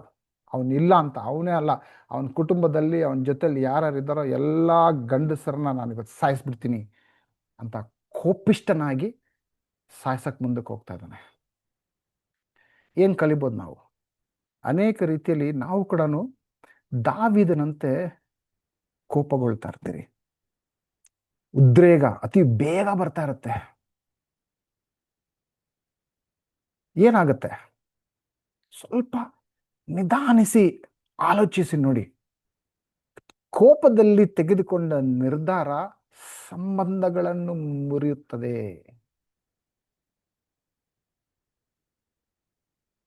ನಿಜಾನ ಇಲ್ವಾ? ಎಷ್ಟು ಸಾರಿ ನಾವು ಕೋಪ ಪಟ್ಕೊಂಡು ಆಡಿರುವಂಥ ಮಾತು, ನಡೆದಿರುವಂಥ ವಿಧ, ಎಷ್ಟೋ ಸಂಬಂಧಗಳು ಎಷ್ಟು ಅನ್ಯೋನ್ಯವಾಗಿರಬೇಕೋ ಅದು ಬಿರುಕು ಬಿಟ್ಕೊಂಡು ಹೋಗ್ತಾರೆ ಆ ಸಂಬಂಧಗಳಲ್ಲಿ. ಅದಕ್ಕೆ ಮುಖ್ಯವಾದಂಥ ಕಾರಣ ಒಂದು ನಮ್ಮ ಕೋಪದಲ್ಲಿ ಆಡಿರುವಂಥ ಮಾತು, ಕೋಪದಲ್ಲಿ ನಡ್ಕೊಂಡಿರುವಂಥ ವಿಧಾನ ಆ ಸಂಬಂಧಗಳನ್ನು ಮುರಿತಾ ಇದೆ. ಕೆಲವು ಸಂಬಂಧಗಳಂತೂ ಮುರಿದೋಗ್ಬಿಟ್ಟಿದೆ. ಅವ್ರ ಹತ್ರ ನಾವು ಇವಾಗ ಮಾತಾಡ್ತಾನೇ ಇಲ್ಲ. ಕೆಲವು ನೆಂಟರು, ಕೆಲವರು ಸಂಬಂಧಿಕರು, ಕೆಲವರು ಕುಟುಂಬದ ಸದಸ್ಯರು ಅವ್ರ ಹತ್ರ ಮಾತಾಡ್ತಾನೆ ಇಲ್ಲ. ಯಾಕೆ? ಆಗಿರುವಂಥ ಸನ್ನಿವೇಶದಲ್ಲಿ ಕೋಪ ಬಂದು ನೀವೇನು ಹೇಳ್ಬಿಟ್ರಿ, ಅವ್ರೇನೋ ಹೇಳಿದ್ರು, ಸಂಬಂಧ ಕಡಿತು. ಹಾಗೆ ಇರ್ಬೇಕಾ? ಅದನ್ನು ಸರಿಪಡಿಸ್ಬೇಕಾ? ಯೇಸು ಕ್ರಿಸ್ತನ ಹಿಂಬಾಲಕರಾಗಿರುವಂಥ ನಾವು, ಅವರ ಶಿಷ್ಯರಾಗಿರುವಂಥ ನಾವು ಆ ಸಂಬಂಧಗಳನ್ನ ಸರಿಪಡಿಸ್ಕೋಬೇಕು. ಸರಿಪಡಿಸ್ಕೊಳ್ಳೋದಕ್ಕೆ ಪ್ರಯತ್ನ ಪಡಬೇಕು. ನಮ್ಮ ಮನಸ್ಸಿನಿಂದ ಅವ್ರನ್ನ ಕ್ಷಮಿಸ್ಬೇಕು. ತಪ್ಪು ಅವ್ರದ್ದೇ ಆಗಿರಲಿ, ನಮ್ಮದೇ ಆಗಿರಲಿ, ಕ್ಷಮಿಸುವಂಥ ಗುಣ ನಮ್ಮದಾಗಿರ್ಬೇಕು. ಕೋಪ ಕ್ಷಣಿಕ ಸಮಯದಲ್ಲಿ ಕೋಪದಿಂದ ಆಡಿರುವಂಥ ಮಾತು, ವಿಧಾನ, ಸಂಬಂಧಗಳು ಮುರಿದೋಗಿದೆಯಾ? ಅದನ್ನು ಸರಿಪಡಿಸ್ಬೇಕಾ? ನಮ್ಮ ಕುಟುಂಬದ ಜೊತೆಲಿರೋರ್ಗೇನೆ ಎಷ್ಟು ಮಟ್ಟಿಗೆ ನಾವು ಕೋಪದ ಪ್ರತಿಕ್ರಿಯೆಯಲ್ಲಿ ಅವನ ಜೊತೆಲಿ ಮಾತಾಡ್ತಾ ಇದ್ದೀರಿ? ಸ್ವಲ್ಪ ನಿಧಾನಿಸಿ ನೋಡಿ. ನಮ್ಗನ್ಸ್ತತೆ ನಾನೇನು ಅಷ್ಟೇನು ಕೋಪ ಪಡ್ಕೊತಲ್ಲ ಬ್ರದರ್, ಏನೋ ನಾನು ನಿಧಾನನೇ, ನನಗೆ ಕೋಪ ಏನಷ್ಟು ಬರಲ್ಲ, ಹಾಗೆ ಹೀಗೆ ಅಂತ ಆ ಊಹಾ ಜೀವನ ನಡೆಸ್ತಾ ಇದ್ದೀರಿ ನಾವು. ಊಹಾ ಲೋಕದಲ್ಲಿ ಜೀವನ ಮಾಡ್ತಾ ಇದ್ದೀರಿ. ಅದು ನಿಜ ಅಲ್ಲ. ನಾವೆಲ್ಲರೂ ಕೋಪಿಷ್ಟ್ರೆ. ಕೋಪದಲ್ಲಿ ಕೆಲವು ಮಾತುಗಳು ಮಾತಾಡ್ತೀರಿ. ನಾವು ತಿಳ್ಕೋಬೇಕು ಎಲ್ಲೆಲ್ಲಿ ನಾನು ಕೋಪಗೊಳ್ತಾ ಇದ್ದೀನಿ, ಯಾವ ಸನ್ನಿವೇಶದಲ್ಲಿ ಕೋಪಗೊಳ್ತಾ ಇದ್ದೀನಿ, ಯಾರ್ಯಾರ ಜೊತೆಲಿ ಕೋಪಗೊಳ್ತಾ ಇದ್ದೀನಿ.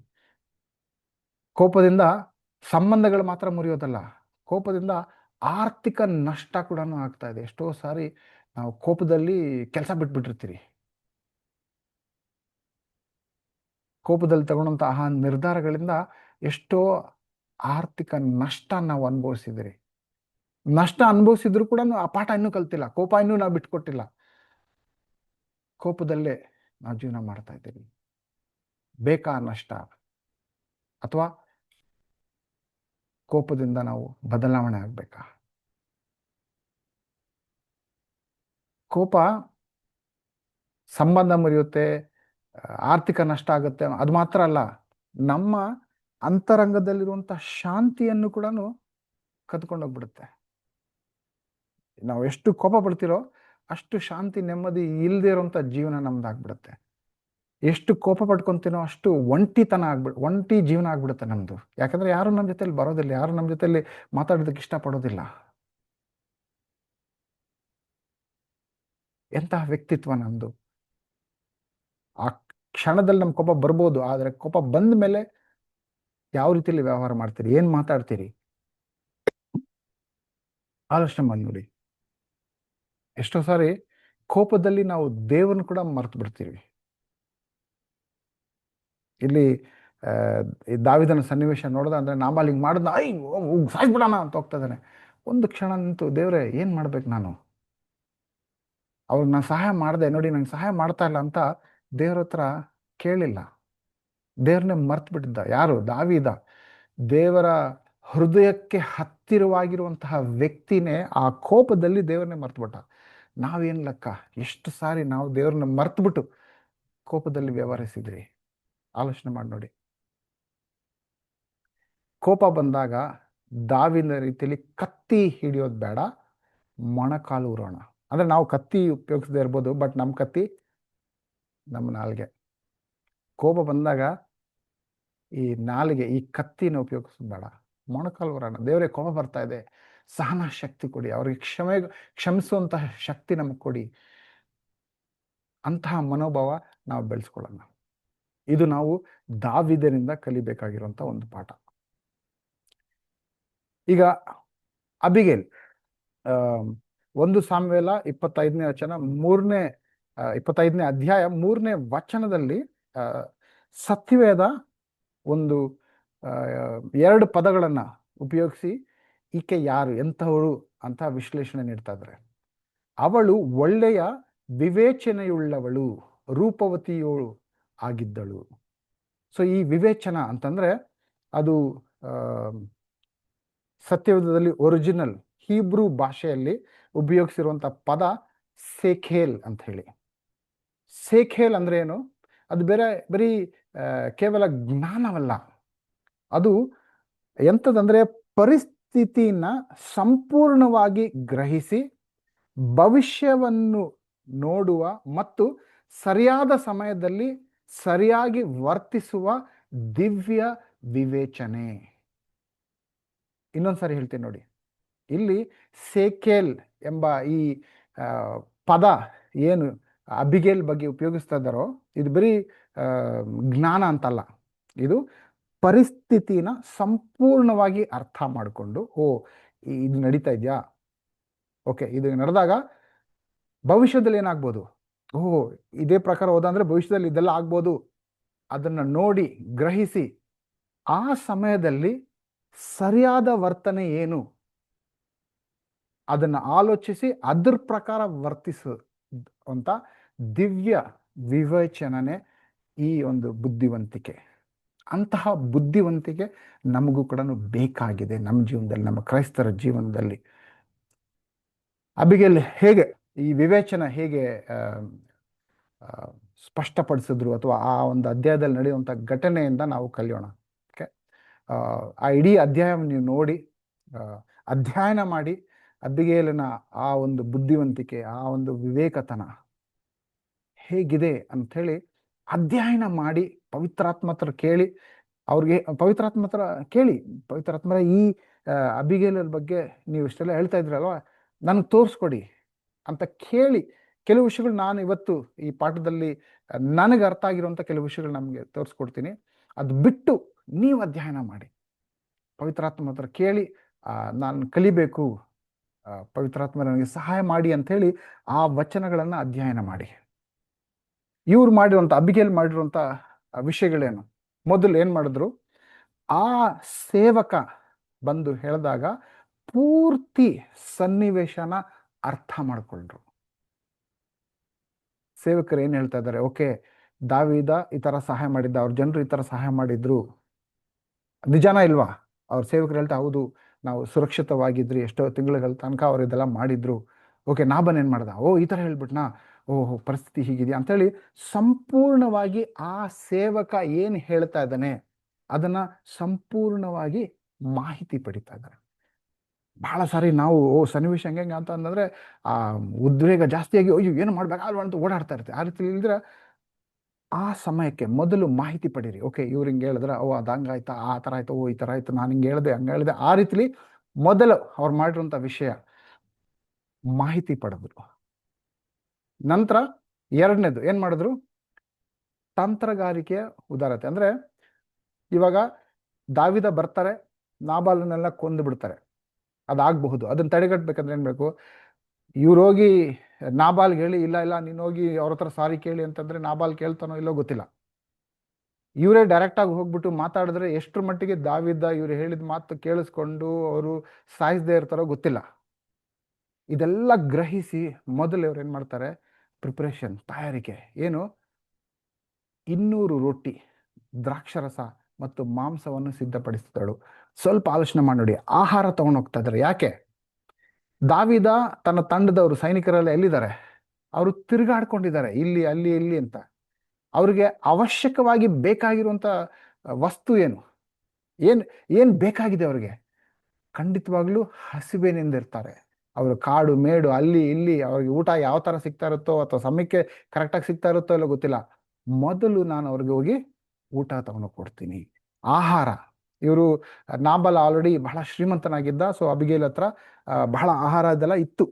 ಸೊ ಅದಕ್ಕೋಸ್ಕರ ಆಹಾರ ತಗೊಂಡೋಗೋಣ, ಆಹಾರ ಕೊಡೋಣ. ಇದು ಲಂಚ ಕೊಡಬೇಕು ಅಂತಲ್ಲ, ಗೌರವ ಸಲ್ಲಿಸುವಂಥದ್ದು, ಗೌರವದ ಸಾಂಕೇತಿಕ. ಅದಕ್ಕೂ ಏನೋ ಅವ್ರು ಹೋಗಿ ಒಡವೆ, ಚಿನ್ನ, ಬೆಳ್ಳಿ, ನಾಣ್ಯ ಇದು ಕೊಡಬೇಕು ಅಂತ ಯೋಚನೆ ಮಾಡ್ಬೋದಾಗಿತ್ತು. ಇಲ್ಲ ಇಲ್ಲ, ಅವ್ರಿಗೆ ಬೇಕಾಗಿರೋದೇನು, ದೈಹಿಕ ಹಸಿವಿದೆ, ಅದನ್ನು ನೀಗಿಸೋಣ. ಅದಕ್ಕೆ ಬೇಕಾಗಿರೋಂಥದ್ದು ಅಂದರೆ ಎಷ್ಟರ ಮಟ್ಟಿಗೆ ಆಲೋಚಿಸಿದ್ದಾರೆ ನೋಡಿ. ಅವ್ರು ಹೋಗಿ ಮಾತಾಡೋಕ್ಕಿಂತ ಮುಂಚೆ, ನಾಬಾಲ್ ಹತ್ರ ಮಾತಾಡಬೇಕಾ, ದಾವಿದನ ಅದೆಲ್ಲಕ್ಕಿಂತ ಮುಂಚೆ ಆಹಾರ ತೊಗೊಂಡೋಗೋಣ ಅಂತ ಫಸ್ಟ್ ಸಿದ್ಧತೆ ಮಾಡ್ಕೊತಾ ಇದ್ದಾರೆ. ಮೊದಲು ಮಾಹಿತಿ ಪಡೆದ್ರು, ಆಮೇಲೆ ಆಹಾರ ಸಿದ್ಧತೆ ಮಾಡಿಕೊಂಡು ಆಮೇಲೆ ಏನು ಮಾಡಿದ್ರು, ಬರ್ತಾ ಇರೋರು ಯಾರು, ದಾವಿದು ಮತ್ತು ಅವರ ಸೈನಿಕರು 400 ಜನ ಬರ್ತಾ ಇದ್ದಾರೆ. ಸಾಧಾರಣವಾಗಿ ಇರಬೇಕು ನಾನು ಒಂದು ಗುಂಪು ಕಟ್ಕೊಂಡು ಹೋಗ್ಬೇಕು ಅಂತ, ಇಲ್ಲ ಒಬ್ಬಳೇ. ಅಂದರೆ ಮುಂಚೆ ಹೋಗ್ಬಿಟ್ಟು ಈ ಆಹಾರ ಎಲ್ಲ ತೊಗೊಂಡೋಗೋದಕ್ಕೆ ಸೇವಕರನ್ನ ಉಪಯೋಗಿಸ್ತಾ ಇದ್ದಾರೆ, ಬಟ್ ಮಾತಾಡೋಕೆ ಹೋಗೋದು ನಾನು ಒಬ್ಬಳೇ ಹೋಗ್ತೀನಿ. ಆ ಧೈರ್ಯ. ಭಾಳ ಸಾರಿ ಪರಿಸ್ಥಿತಿ ಸ್ವಲ್ಪ ಅನ್ಕಂಫರ್ಟಬಲ್, ಅಂದರೆ ಒಂದು ಭೀತಿ ತರುವಂತಹ ಒಂದು ಸನ್ನಿವೇಶ ಬಂದ ಅಂತಂದರೆ ನಾವು ಮೊದಲು ಮಾಡೋದು ಆ ಪರಿಸ್ಥಿತಿಯಿಂದ ಓಡೋಗ್ಬಿಡೋಣ ಅಂತ, ತಪ್ಪಿಸ್ಕೊಂಡು ಹೋಗ್ಬಿಡೋಣ ಅಂತ. ಆದರೆ ಅಬಿಗೇಲ್ ಆ ರೀತಿಲಿ ಮಾಡಿಲ್ಲ.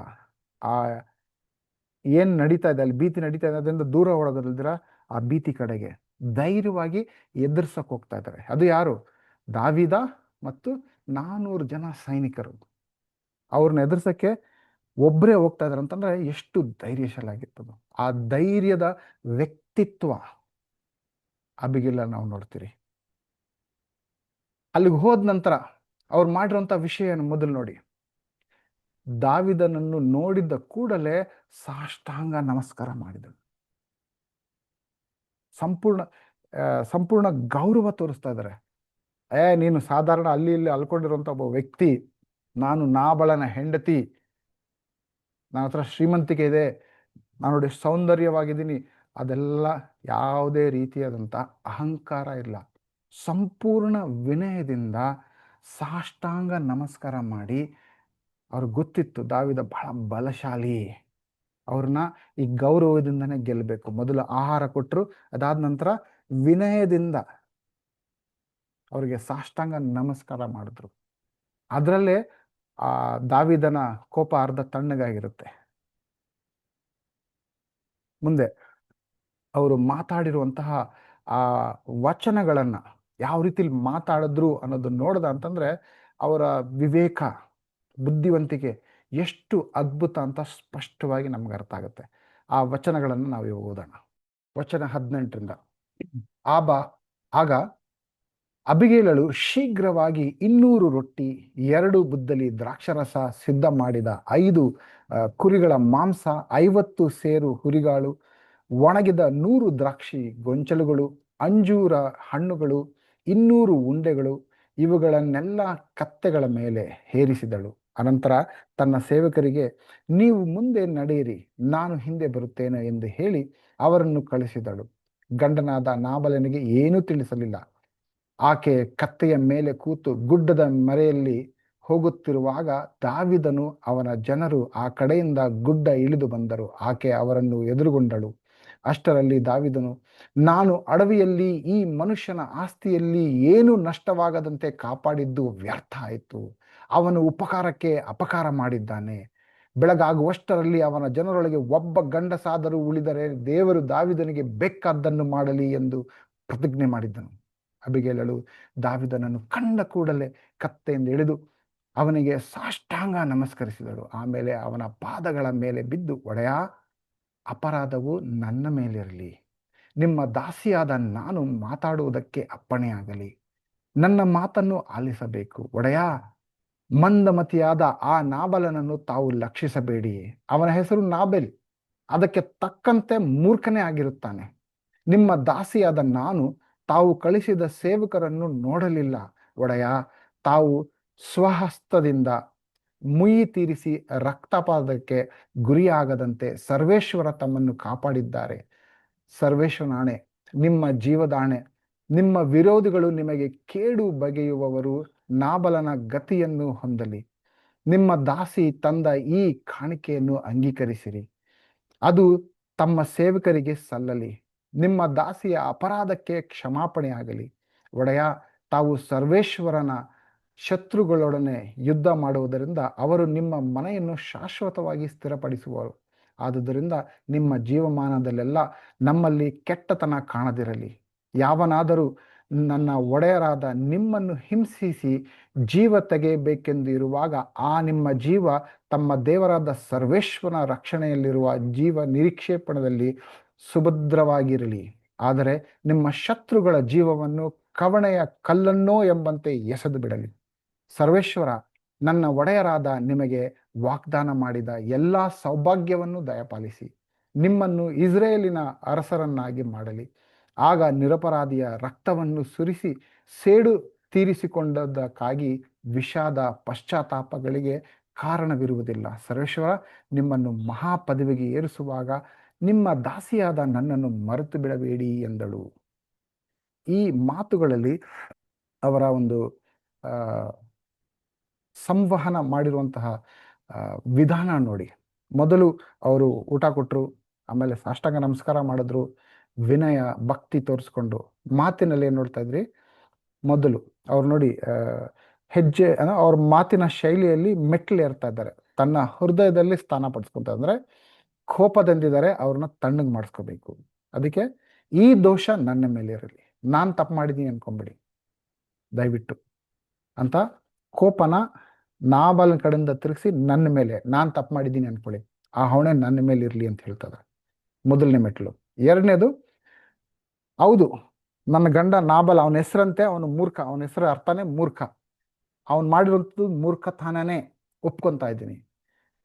ಇಲ್ಲಿ ವಾದ ವಿವಾದಕ್ಕೆ ಆಸ್ಪದ ನೀಡ್ತಾ ಇಲ್ಲ. ಹೌದು ನೀವು ಅನ್ಕೊಂಡಿದ್ದು ಸರಿ, ಅವ್ರು ನಿಮಗೆ ಸಹಾಯ ಮಾಡಬೇಕಾಗಿತ್ತು, ಅವ್ರು ಮಾಡಿಲ್ಲ, ಅವ್ರು ಮಾಡಿರೋ ತಪ್ಪು, ಅವನು ಮೂರ್ಖನೇ, ಒಪ್ಕೊಳ್ತಾ ಇದ್ದೀನಿ. ಈ ರೀತಿ ಹೇಳಿದ ತಕ್ಷಣ ನನ್ನ ಪ್ರಕಾರ ಎಷ್ಟೋ ಅವ್ರ ಕೋಪ ತಣ್ಣಗಾಗಿರುತ್ತೆ. ಅಷ್ಟೇ ಅಲ್ದಿರ ಅವರ ವಾಕ್ಚಾತುರ್ಯ ನೋಡಿ, ಮುಂದೆ ಏನಾಗ್ಬೋದು ಅನ್ನೋದು ಕೂಡ ಅವ್ರನ್ನ ಎಚ್ಚರಿಸ್ತಾ ಇದ್ದಾರೆ. ದೈವಿಕ ಎಚ್ಚರಿಕೆ. ಭವಿಷ್ಯದಲ್ಲಿ ನಿಮಗೆ ಕಳಂಕ ಬರ್ಬೋದು. ಇವಾಗ ನೀವು ಕೋಪದಲ್ಲಿ ಬಂದು ಸಾಯಿಸ್ಬಿಡ್ತೀರಾ, ಭವಿಷ್ಯದಲ್ಲಿ ನಿಮ್ಮ ಮೇಲೆ ಕಳಂಕ ಬರೋದು ಬೇಡ. ನೀವು ಚೆನ್ನಾಗಿರ್ಬೇಕು, ನಿಮ್ಮ ಹೆಸರು ಚೆನ್ನಾಗಿರ್ಬೇಕು ಅಂತ ಅವ್ರ ಬಗ್ಗೆ ಅನ್ನೋ ರೀತಿಯಲ್ಲಿ ತಿಳಿಸ್ತಾ ಇದ್ದಾರೆ. ಅದು 3ನೇ ಮೆಟ್ಲು. 4ನೇ ಮೆಟ್ಲು, ದೇವರ ಉದ್ದೇಶ ನೆನಪಿಸಿ. ನಿಮಗೋಸ್ಕರ ದೇವರು ಏನು ಪ್ಲಾನ್ ಮಾಡಿದ್ದಾರೆ? ಇಡೀ ಇಸ್ರೇಲ್ ರಾಜ್ಯ ನಿಮ್ಮದಾಗುತ್ತೆ, ನೀವು ರಾಜರಾಗ್ತೀರಾ. ಅದನ್ನ ಜ್ಞಾಪಕ ಪಡಿಸ್ತಾ ಇದ್ದಾರೆ. ಕೊನೆಯದಾಗಿ ವಿನಮ್ರ ಒಂದು ಕೋರಿಕೆ. ಭವಿಷ್ಯದಲ್ಲಿ ನನಗೆ ಗೊತ್ತು ನೀವು ರಾಜರಾಗ್ತೀರಾ, ನಿಮ್ಮ ಜೀವನ ಇನ್ನೂ ಅದ್ಭುತವಾಗಿರುತ್ತೆ. ಆ ಒಳ್ಳೆ ಸಮಯದಲ್ಲಿ ನನ್ನನ್ನು ಮರ್ಪಿಡಬೇಡಿ. ಈ ಮೆಟ್ಟಲು ನೋಡಿ, ಮಾತಾಡ್ತಾ ಇರಬೇಕಾದ್ರೆ ಒಂದೊಂದೇ ಮೆಟ್ಟಲು ಹತ್ಕೊಂಡು ಅವರ ಸಂವಹನದ ವಾಸ್ತುಶಿಲ್ಪ ಎಷ್ಟು ಅದ್ಭುತವಾಗಿದೆ.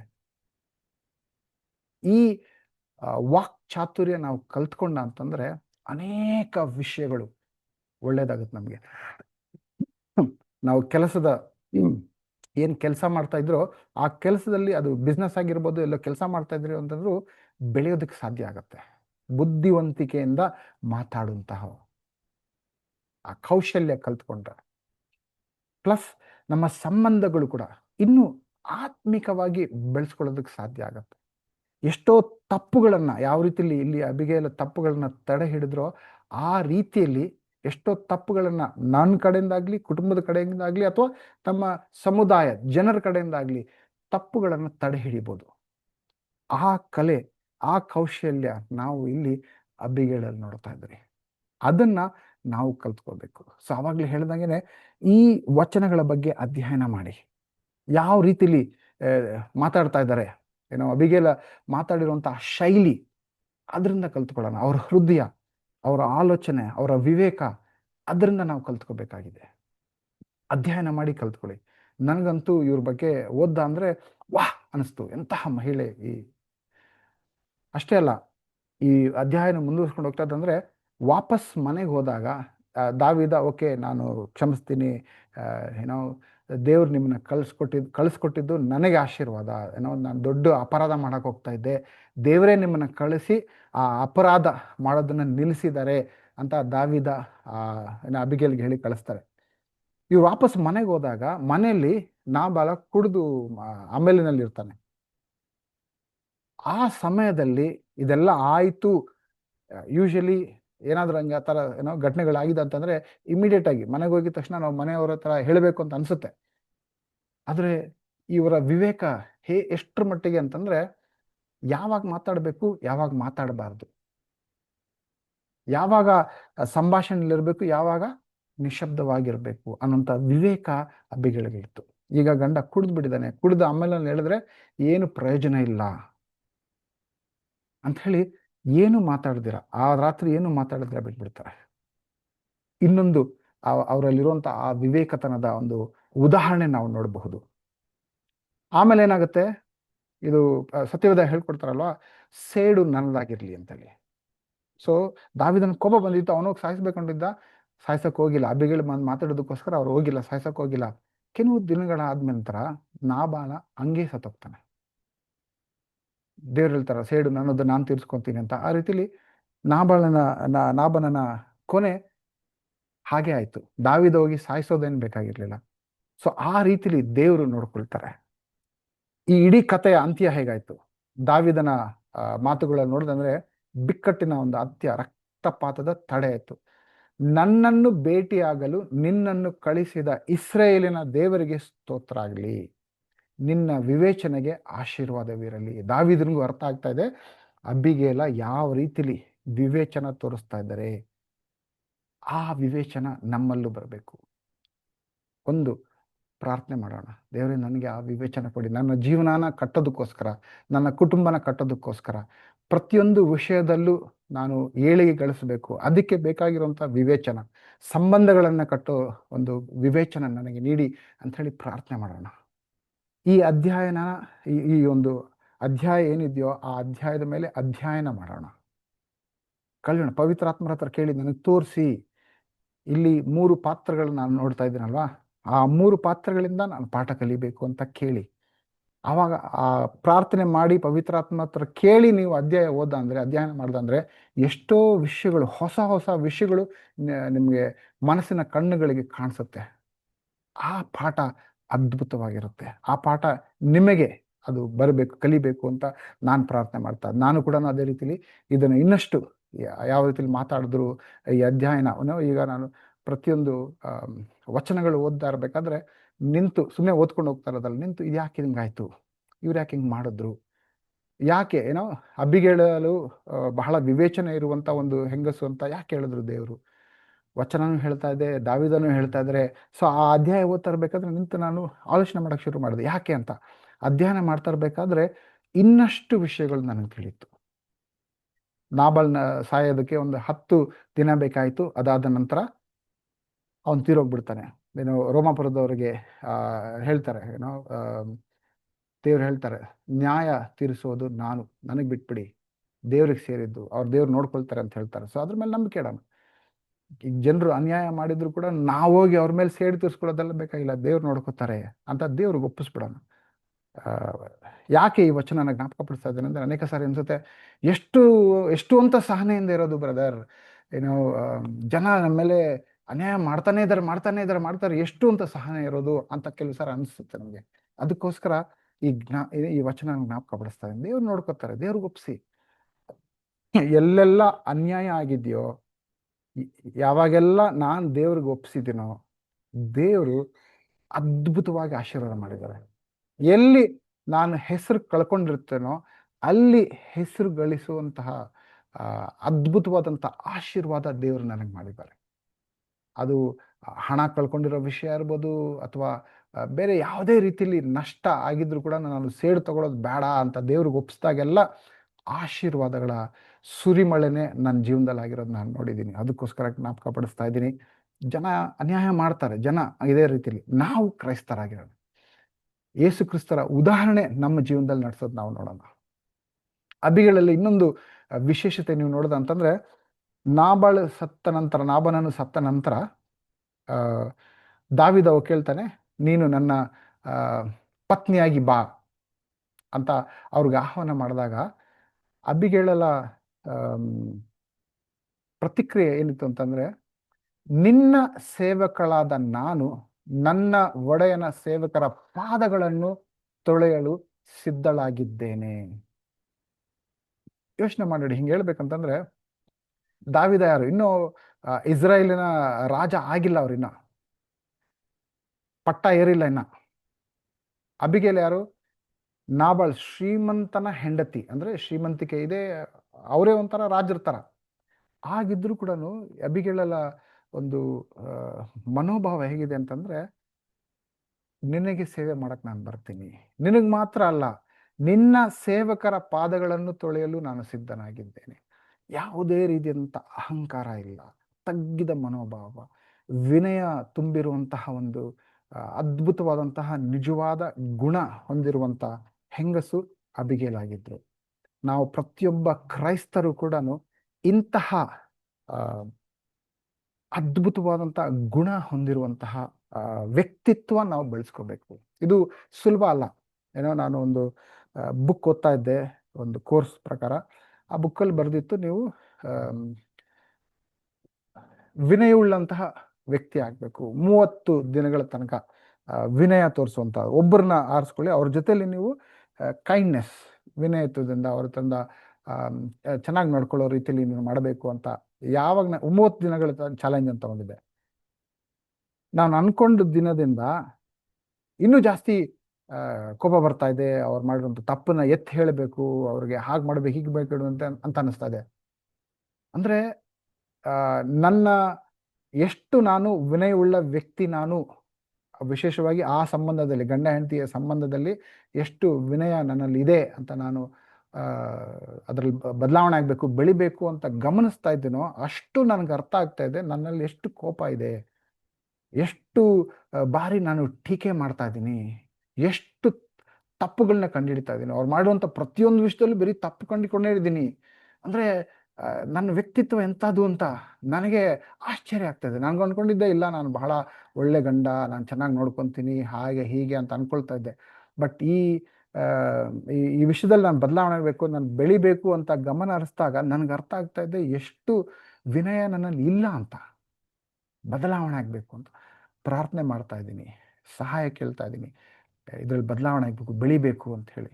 ಸೊ ಪ್ರತಿಯೊಬ್ಬರು ಕೂಡ ಈ ಅಬಿಗೈಲಿನ ಜೀವನದಿಂದ ಕಲ್ತ್ಕೊಂಡು ಆ ರೀತಿಯಾದಂಥ ವ್ಯಕ್ತಿತ್ವ ನಾವು ಬೆಳೆಸ್ಕೋಬೇಕು. ಅದರಲ್ಲೂ ವಿಶೇಷವಾಗಿ ವಿವೇಕ. ಕ್ರೈಸ್ತರಾಗಿರುವಂಥ ನಾವು ಅದ್ಭುತವಾದಂಥ ಜೀವನ ನಡೆಸಬೇಕು ಅಂತ ದೇವರು ಆಸೆ ಪಡ್ತಾರೆ. ಅದಕ್ಕೋಸ್ಕರ ಆಶೀರ್ವಾದ ಮಾಡೋಕ್ಕೆ ಅವ್ರು ರೆಡಿ ಇದ್ದಾರೆ. ಬಟ್ ನಮ್ಮ ಮೂರ್ಖತನದಿಂದ ಅನೇಕ ಆಶೀರ್ವಾದಗಳನ್ನು ನಾವು ಕಳ್ಕೊತಾ ಇದ್ದೀವಿ. ಅದು ನಮ್ಮ ಮೂರ್ಖತನ. ಆಶೀರ್ವಾದ ಮಾಡೋಕ್ಕೆ ದೇವ್ರು ರೆಡಿ ಇದ್ದಾರೆ. ನಾವು ಸ್ವಲ್ಪ ವಿವೇಕದಿಂದ ನಡ್ಕೊಂಡ ಅಂತಂದರೆ ಅದ್ಭುತವಾದಂಥ ಆಶೀರ್ವಾದ ಅನುಭವಿಸುವಂತಹ ಜೀವನ ನಮ್ಮದಾಗುತ್ತೆ. ಸೊ ನಾವು ಮಾಡಬೇಕಾಗಿರುವಂಥ ಈ ಪಾಠದಿಂದ ಕಲಿಬೇಕಾಗಿರುವಂಥ ಕೆಲವು ವಿಷಯಗಳು ಇನ್ನೊಂದ್ಸರಿ ನಾನು ಜ್ಞಾಪಕ ಪಡಿಸ್ತೀನಿ. ಪ್ರತಿ ದಿನದ ಜೀವನದಲ್ಲಿ ಪ್ರಾಯೋಗಿಕವಾಗಿ ಮಾಡಬೇಕಾಗಿರುವಂಥ ಕೆಲವು ಪಾಠಗಳಿರೋದು. ಒಂದು, ವಿವೇಚನೆಯನ್ನು ಬೆಳೆಸಿಕೊಳ್ಳಿ. ಪ್ರಾರ್ಥನೆ ಮಾಡಿ ಅದಕ್ಕೋಸ್ಕರ ಪ್ರತಿ ದಿನ ಯೋಚನೆ ಮಾಡಿ ಎಷ್ಟರ ಮಟ್ಟಿಗೆ ನಾನು ವಿವೇಚನೆಯಲ್ಲಿ ಬೆಳೀತಾ ಇದ್ದೀನಿ. ಆ ಗಮನ ಹರಿಸ್ಲಿಲ್ಲ ಅಂತಂದರೆ ಅದರಲ್ಲಿ ಬೆಳೆಯೋಕ್ಕಾಗೋದಿಲ್ಲ, ಮೂರ್ಖತನದಲ್ಲಿ ಬೆಳೀತಾ ಇರ್ತೀರಿ. ಮೊದಲನೇ ಪಾಠ. ಎರಡನೇ ಪಾಠ, ಯಾವ ರೀತಿಯಲ್ಲಿ ಅಬಿಗೈಲ್ ದಾವಿದ ಮತ್ತು ದಾವಿದ ಹೋಗಿ ನಾನು ಕೊಂದು ಬಿಡ್ತೀನಿ ಅಂತ ಇದ್ರೆ ಆ ಮಧ್ಯದಲ್ಲಿ ಶಾಂತಿ ನಿರ್ಮಾಣ ಮಾಡುವಂತಹ ವ್ಯಕ್ತಿ ಅವರಾದರೂ ಅಂತಹ ವ್ಯಕ್ತಿತ್ವ ನಾವು ಬೆಳೆಸ್ಕೊಳ್ಳೋಣ. ನಾವು ಶಾಂತಿ ಕೆಡಿಸೋದಕ್ಕೆ ಬಹಳ ವಿಷಯಗಳನ್ನ ಮಾಡ್ತಾ ಇರ್ತೀವಿ. ನಮಗೆ ಗೊತ್ತಿಲ್ದಿರ, ನಮಗೆ ಪ್ರಜ್ಞೆ ಇಲ್ದಿರಾನೆ ನಾವು ಅನೇಕ ಸಾರಿ ಶಾಂತಿ ಹೊಡಿತಾ ಇರ್ತೀವಿ. ನಾವು ಸ್ನೇಹಿತರ ಮಧ್ಯೆ, ನೆಂಟರ ಮಧ್ಯೆ, ಕುಟುಂಬ ಸದಸ್ಯರ ಮಧ್ಯೆ ನಾವು ಮಾತಾಡುವಂಥ ಇವ್ರ ಬಗ್ಗೆ ಅವ್ರ ಚಾಡಿ ಹೇಳೋದು, ಅವ್ರ ಬಗ್ಗೆ ಇವ್ರು ಹಿಂಗೆ ಹೇಳಿದ್ರು ಹಂಗೆ ಹೇಳಿದ್ರು ಅಂತ ಶಾಂತಿ ಹೊಡೆಯುವಂತಹ ವ್ಯಕ್ತಿಗಳು ನಮಗೆ ಗೊತ್ತಿಲ್ಲದ್ರೆ ನಾವು ಆಗ್ಬಿಟ್ಟಿದ್ದೀರಿ. ಆ ರೀತಿ ಇಲ್ದಿರ ಶಾಂತಿ ನಿರ್ಮಾಣ ಮಾಡುವಂತಹ ವ್ಯಕ್ತಿ ನಾವಾಗೋಣ. ಎಲ್ಲೆಲ್ಲಿ ಬಿಕ್ಕಟ್ಟಿದೆಯೋ ಅದನ್ನು ಒಡೆದು ನಿಜವಾದ ಶಾಂತಿ ಸಂಬಂಧ ಬೆಳೆಸುವಂತಹ ವ್ಯಕ್ತಿ ನಾವಾಗೋಣ. ಅದೇ ಅಬಿಗೈಲ್ ಮಾಡಿರೋದು. ಇನ್ನೊಂದು, ಉದಾರತೆಯಿಂದ ಉತ್ತರಿಸೋಣ. ನಾವು ಮಾಡಿರುವಂತಹ ಆ ಮೂರ್ಖತನ, ಏನೋ ದಾವಿದ ಕೂಡ ಕೋಪದಿಂದ ನಡ್ಕೊಂಡಂತಹ ಆ ವ್ಯಕ್ತಿತ್ವ ನಾವು ನೋಡ್ತಾ ಇರುತ್ತೆ. ಆ ರೀತಿಲಿ ಇಲ್ದಿರ ಯಾವುದೇ ಸನ್ನಿವೇಶ ಬಂದರೂ ಕೂಡ ಉದಾರತೆಯಿಂದ ಉತ್ತರಿಸೋದು. ಮೂರನೇ ಪಾಠ. ನಾಲ್ಕನೇದು, ವಿನಯದಿಂದ ಜವಾಬ್ದಾರ ವಹಿಸಿ. ಅಬಿಗಳು ಯಾವ ರೀತಿಯಲ್ಲಿ ಅಲ್ಲಿರುವಂತಹ ಸನ್ನಿವೇಶನ ಅರ್ಥ ಮಾಡಿಕೊಂಡು ವಿನಯದಿಂದ ಜವಾಬ್ದಾರಿ ವಹಿಸಿದ್ರೋ ಅಂತಹ ವ್ಯಕ್ತಿತ್ವ ನಾವು ಬೆಳೆಸ್ಕೊಳ್ಳೋಣ. ಸೇಡು ತೀರಿಸ್ಕೊಳ್ಳೋದು ದೇವರಿಗೆ ಬಿಟ್ಬಿಡಿ. ನಾವು ಬರೀ ಪ್ರಾರ್ಥನೆ ಮಾಡೋಣ. ಅವರು ನ್ಯಾಯಾಧೀಶರು. ಆ ನ್ಯಾಯಾಧೀಶರ ಮೇಲೆ ನಂಬಿಕೆ ಇಟ್ಟು ನಾವು ಸರ್ವಸ್ವವನ್ನು, ನಮ್ಮ ಜೀವನದಲ್ಲಿ ಏನೆಲ್ಲ ಪರಿಸ್ಥಿತಿ ಇದೆಯೋ ಅದನ್ನು ಅವ್ರಿಗೆ ಒಪ್ಪಿಸ್ಬಿಡೋಣ. ಅವ್ರು ನೋಡ್ಕೋತಾರೆ. ಆ ನಂಬಿಕೆಯಲ್ಲಿ ಜೀವನ ಮಾಡೋದು. ಇದು ಪ್ರತಿ ದಿನ ನಾವು ಮಾಡಬೇಕಾಗಿರುವಂತಹ, ಕಲಿತು ಈ ಒಂದು ವಿಷಯದಲ್ಲಿ ಕಲಿತು ಮಾಡಬೇಕಾಗಿರುವಂಥ ಒಂದು ಪಾಠ. ಈ 21ನೇ ಶತಮಾನದಲ್ಲಿ ನಮ್ಮ ಪ್ರಪಂಚ ಇನ್ನೂ ಹದಗೆಟ್ಟೋಗ್ತಾ ಇದೆ. ಇಂತಹ ಒಂದು ಪ್ರಪಂಚದಲ್ಲಿ ಇವತ್ತಿನ ಪೀಳಿಗೆಗೆ, ಇವತ್ತಿನ ಸನ್ನಿವೇಶಗಳು, ಇವತ್ತಿನ ಪ್ರಪಂಚಕ್ಕೆ, ಈ ಪೀಳಿಗೆಗೆ, ಈ ಪ್ರಪಂಚಕ್ಕೆ ನಾವು ಅಬಿಗೈಲಾಗೋಣ. ಕತ್ತಲೆಯಲ್ಲಿರೋರಿಗೆ ಮಾರ್ಗದರ್ಶನ ತೋರಿಸುವಂಥ, ಇದು ನಿಜವಾದ ಜೀವನ, ಇದು ಅದ್ಭುತವಾದಂಥ ಜೀವನ, ಈ ರೀತಿಲಿ ಜೀವನ ಮಾಡಬೇಕು ಅನ್ನೋಂಥ ಬೆಳಕು ನಾವಾಗಬೇಕು ಅಂತ ದೇವರು ಆಶಿಸ್ತಾ ಇದ್ದಾರೆ. ಅದಕ್ಕೋಸ್ಕರ ನಮ್ಮನ್ನು ಆರಿಸಿದ್ದಾರೆ. ಸೊ ಅಬಿಗೈಲಿನಿಂದ ಕಲ್ತಿರುವಂಥ ಈ ಪಾಠದಿಂದ ನಾವು ಜನರಿಗೆ ಮಾರ್ಗದರ್ಶನ ನೀಡುವಂತಹ ಬೆಳಕಾಗೋಣ. ಆಲೋಚನೆ ಮಾಡೋಣ. ಅಬಿಗೈಲಳ ಬಗ್ಗೆ ಸೆಖೇಲ್ ಅನ್ನೋಂಥ ಪದ ಉಪಯೋಗಿಸಿದ್ರು. ವಿವೇಚನೆ, ಪರಿಸ್ಥಿತಿನ ಗ್ರಹಿಸಿ ಇದೇ ಥರ ಬಿಟ್ಬಿಟ್ರೆ ಭವಿಷ್ಯದಲ್ಲಿ ಏನಾಗ್ಬೋದು ಅಂತ ಅರ್ಥ ಮಾಡಿಕೊಂಡು ಆ ಸಮಯಕ್ಕೆ ಸರಿಯಾಗಿ ವರ್ತಿಸೋದು, ಇದು ವಿವೇಚನೆ, ಶೇಖೇಲ್. ಸೊ ಆಲೋಚನೆ ಮಾಡಿ ನೋಡೋಣ, ಈಗ ನಮ್ಮ ಜೀವನದಲ್ಲಿ ಯಾವ ವಿಷಯದಲ್ಲಿ, ಯಾವ ಕ್ಷೇತ್ರದಲ್ಲಿ ನಾನು ವಿವೇಚನೆ ತೋರಿಸ್ಬೇಕಾಗಿದೆ. ಪವಿತ್ರಾತ್ಮರ ಹತ್ರ ಕೇಳೋಣ, ದೇವರೇ ಆ ವಿವೇಚನೆ ನನಗೆ ನೀಡಿ, ಆ ಪರಿಸ್ಥಿತಿನ ಯಾವ ರೀತಿಲಿ ಸಂಭಾಳಿಸ್ಬೇಕು, ಅದು ಹಣಕಾಸಿನ ವಿಷಯವಾಗಿರಲಿ, ಕುಟುಂಬದ ವಿಷಯವಾಗಿರಲಿ, ಕೆಲಸದ ವಿಷಯವಾಗಿರಲಿ, ಆರೋಗ್ಯದ ವಿಷಯವಾಗಿರಲಿ, ಯಾವುದೇ ವಿಷಯ ಯಾವ್ದು ನಿಮಗೆ ಬಹಳ ಕಷ್ಟ ಅನ್ನಿಸ್ತಾ ಇದೆ, ಭಾರ ಅನ್ನಿಸ್ತಾ ಇದೆ, ಅಲ್ಲಿ ನೀವು ವಿವೇಚನೆ ನೀಡಬೇಕಾಗಿದೆ, ವಿವೇಕ ಉಪಯೋಗಿಸ್ಬೇಕಾಗಿದೆ, ಬುದ್ಧಿವಂತಿಕೆ ಉಪಯೋಗಿಸ್ಬೇಕಾಗಿದೆ ಅಬ್ಬಿಗೇಳಲ್ಲ ರೀತಿಲಿ. ಸೊ ಏನು ಮಾಡ್ಬೇಕಂತ ಗೊತ್ತಿಲ್ಲ ಅಂದರೆ ಪ್ರಾರ್ಥನೆ ಮಾಡಿ, ಪವಿತ್ರಾತ್ಮ ತೋರಿಸ್ಕೊಡ್ತಾರೆ, ಈ ಥರ ಮಾಡಿ ಈ ರೀತಿಲಿ ನಡೆಸ್ಕೊಂಡು ಹೋಗಿ ಅಂತ. ಅಬ್ಬಿಗಳಲ್ಲಿ ಖಂಡಿತವಾಗ್ಲೂ ದೇವರು ಅವರಿಗೆ ದಾರಿ ತೋರಿಸ್ಕೊಟ್ರು. ಅದೇ ರೀತಿಲಿ ನಮಗೂ ಕೂಡ ಅದೇ ವಿವೇಚನೆ ದೇವರು ನೀಡೋದಕ್ಕೆ ಸಿದ್ಧವಾಗಿದ್ದಾರೆ. ಬೈಬಲ್ ಹೇಳುತ್ತೆ, ಯಾರು ಗೊತ್ತಿಲ್ಲ ನನ್ನ ಹತ್ರ ಬಂದು ಕೇಳಿ, ನಾನು ಕೊಡ್ತೀನಿ ಅಂತ ಹೇಳಿ. ಸೊ ಪ್ರಾರ್ಥನೆ ಮಾಡೋಣ, ದೇವ್ರ ಹತ್ರ ಆ ವಿವೇಚನೆ ಕೇಳೋಣ, ವಿವೇಚನದಿಂದ ನಮ್ಮ ಜೀವನನ ನಡೆಸೋಣ. ಈಗ ನಾವು ಕರ್ತರ ಭೋಜನದಲ್ಲಿ ಪಾಲ್ಗೊಳ್ಳುವಂಥ ಒಂದು ಸಮಯ.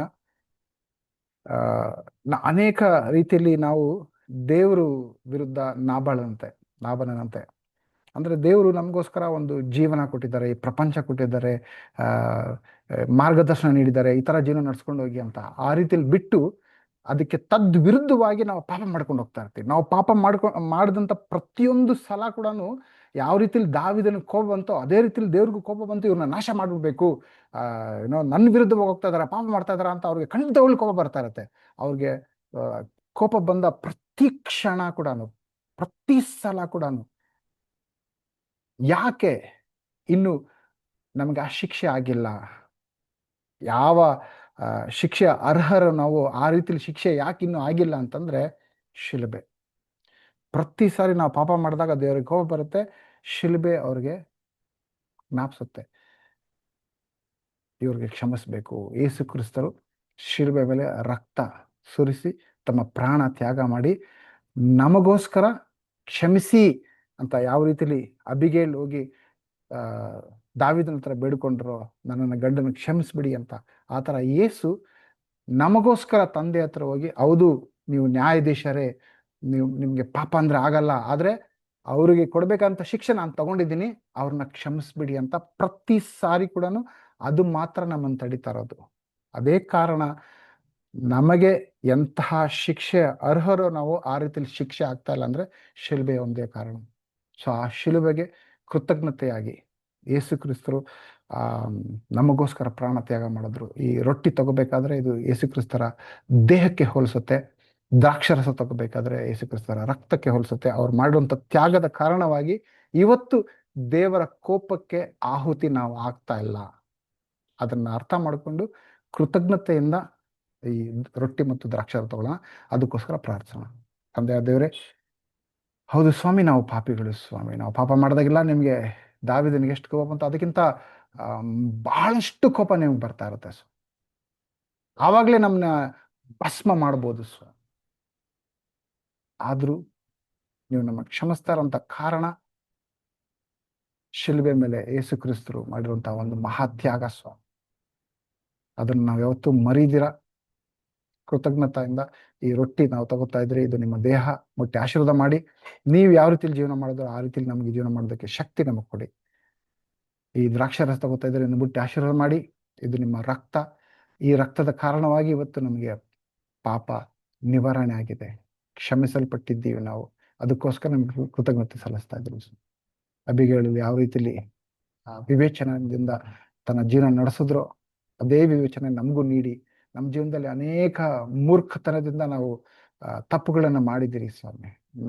ನಮ್ಮ ಕಷ್ಟಗಳಿಗೆ ನಾವೇ ಜವಾಬ್ದಾರರು ಸ್ವಾಮಿ, ನಾವೇ ಪಡ್ಕೊಂಡು ನಮ್ಮ ತಪ್ಪುಗಳಿಂದನೇ ನಾವು ಇದನ್ನೆಲ್ಲ ಅನುಭವಿಸ್ತಾ ಇರೋದು ಸ್ವಾಮಿ. ನಮ್ಗೆ ಗೊತ್ತಿದೆ ಸ್ವಾಮಿ, ನಮ್ಮ ಮೂರ್ಖತನಕ್ಕೆ ನಮಗೆ ಕ್ಷಮಿಸಿ, ನಮಗೆ ವಿವೇಚನೆ ನೀಡಿ, ಈ ಒಂದು ಆರಾಧನೆಯಲ್ಲಿ ಪಾಲ್ಗೊಳ್ತಾರೆ ಪ್ರತಿಯೊಬ್ಬರಿಗೂ ನೀವು ವಿವೇಚನೆ ನೀಡ್ತೀರಾ, ನಮ್ಮ ಜೀವನ ಅದ್ಭುತವಾಗಿ ನಡೆಸ್ಕೊಳ್ಳೋಕೆ ಸಹಾಯ ಮಾಡ್ತೀರಾ ಅಂತ ಹೇಳಿ ನಂಬಿ ಈ ಪ್ರಾರ್ಥನೆ ಯೇಸುವೆ ನಿಮ್ಮ ನಾಮದಲ್ಲಿ ಕೇಳ್ತಾ ಇದ್ದೀರಿ. ಆಮೇನ್.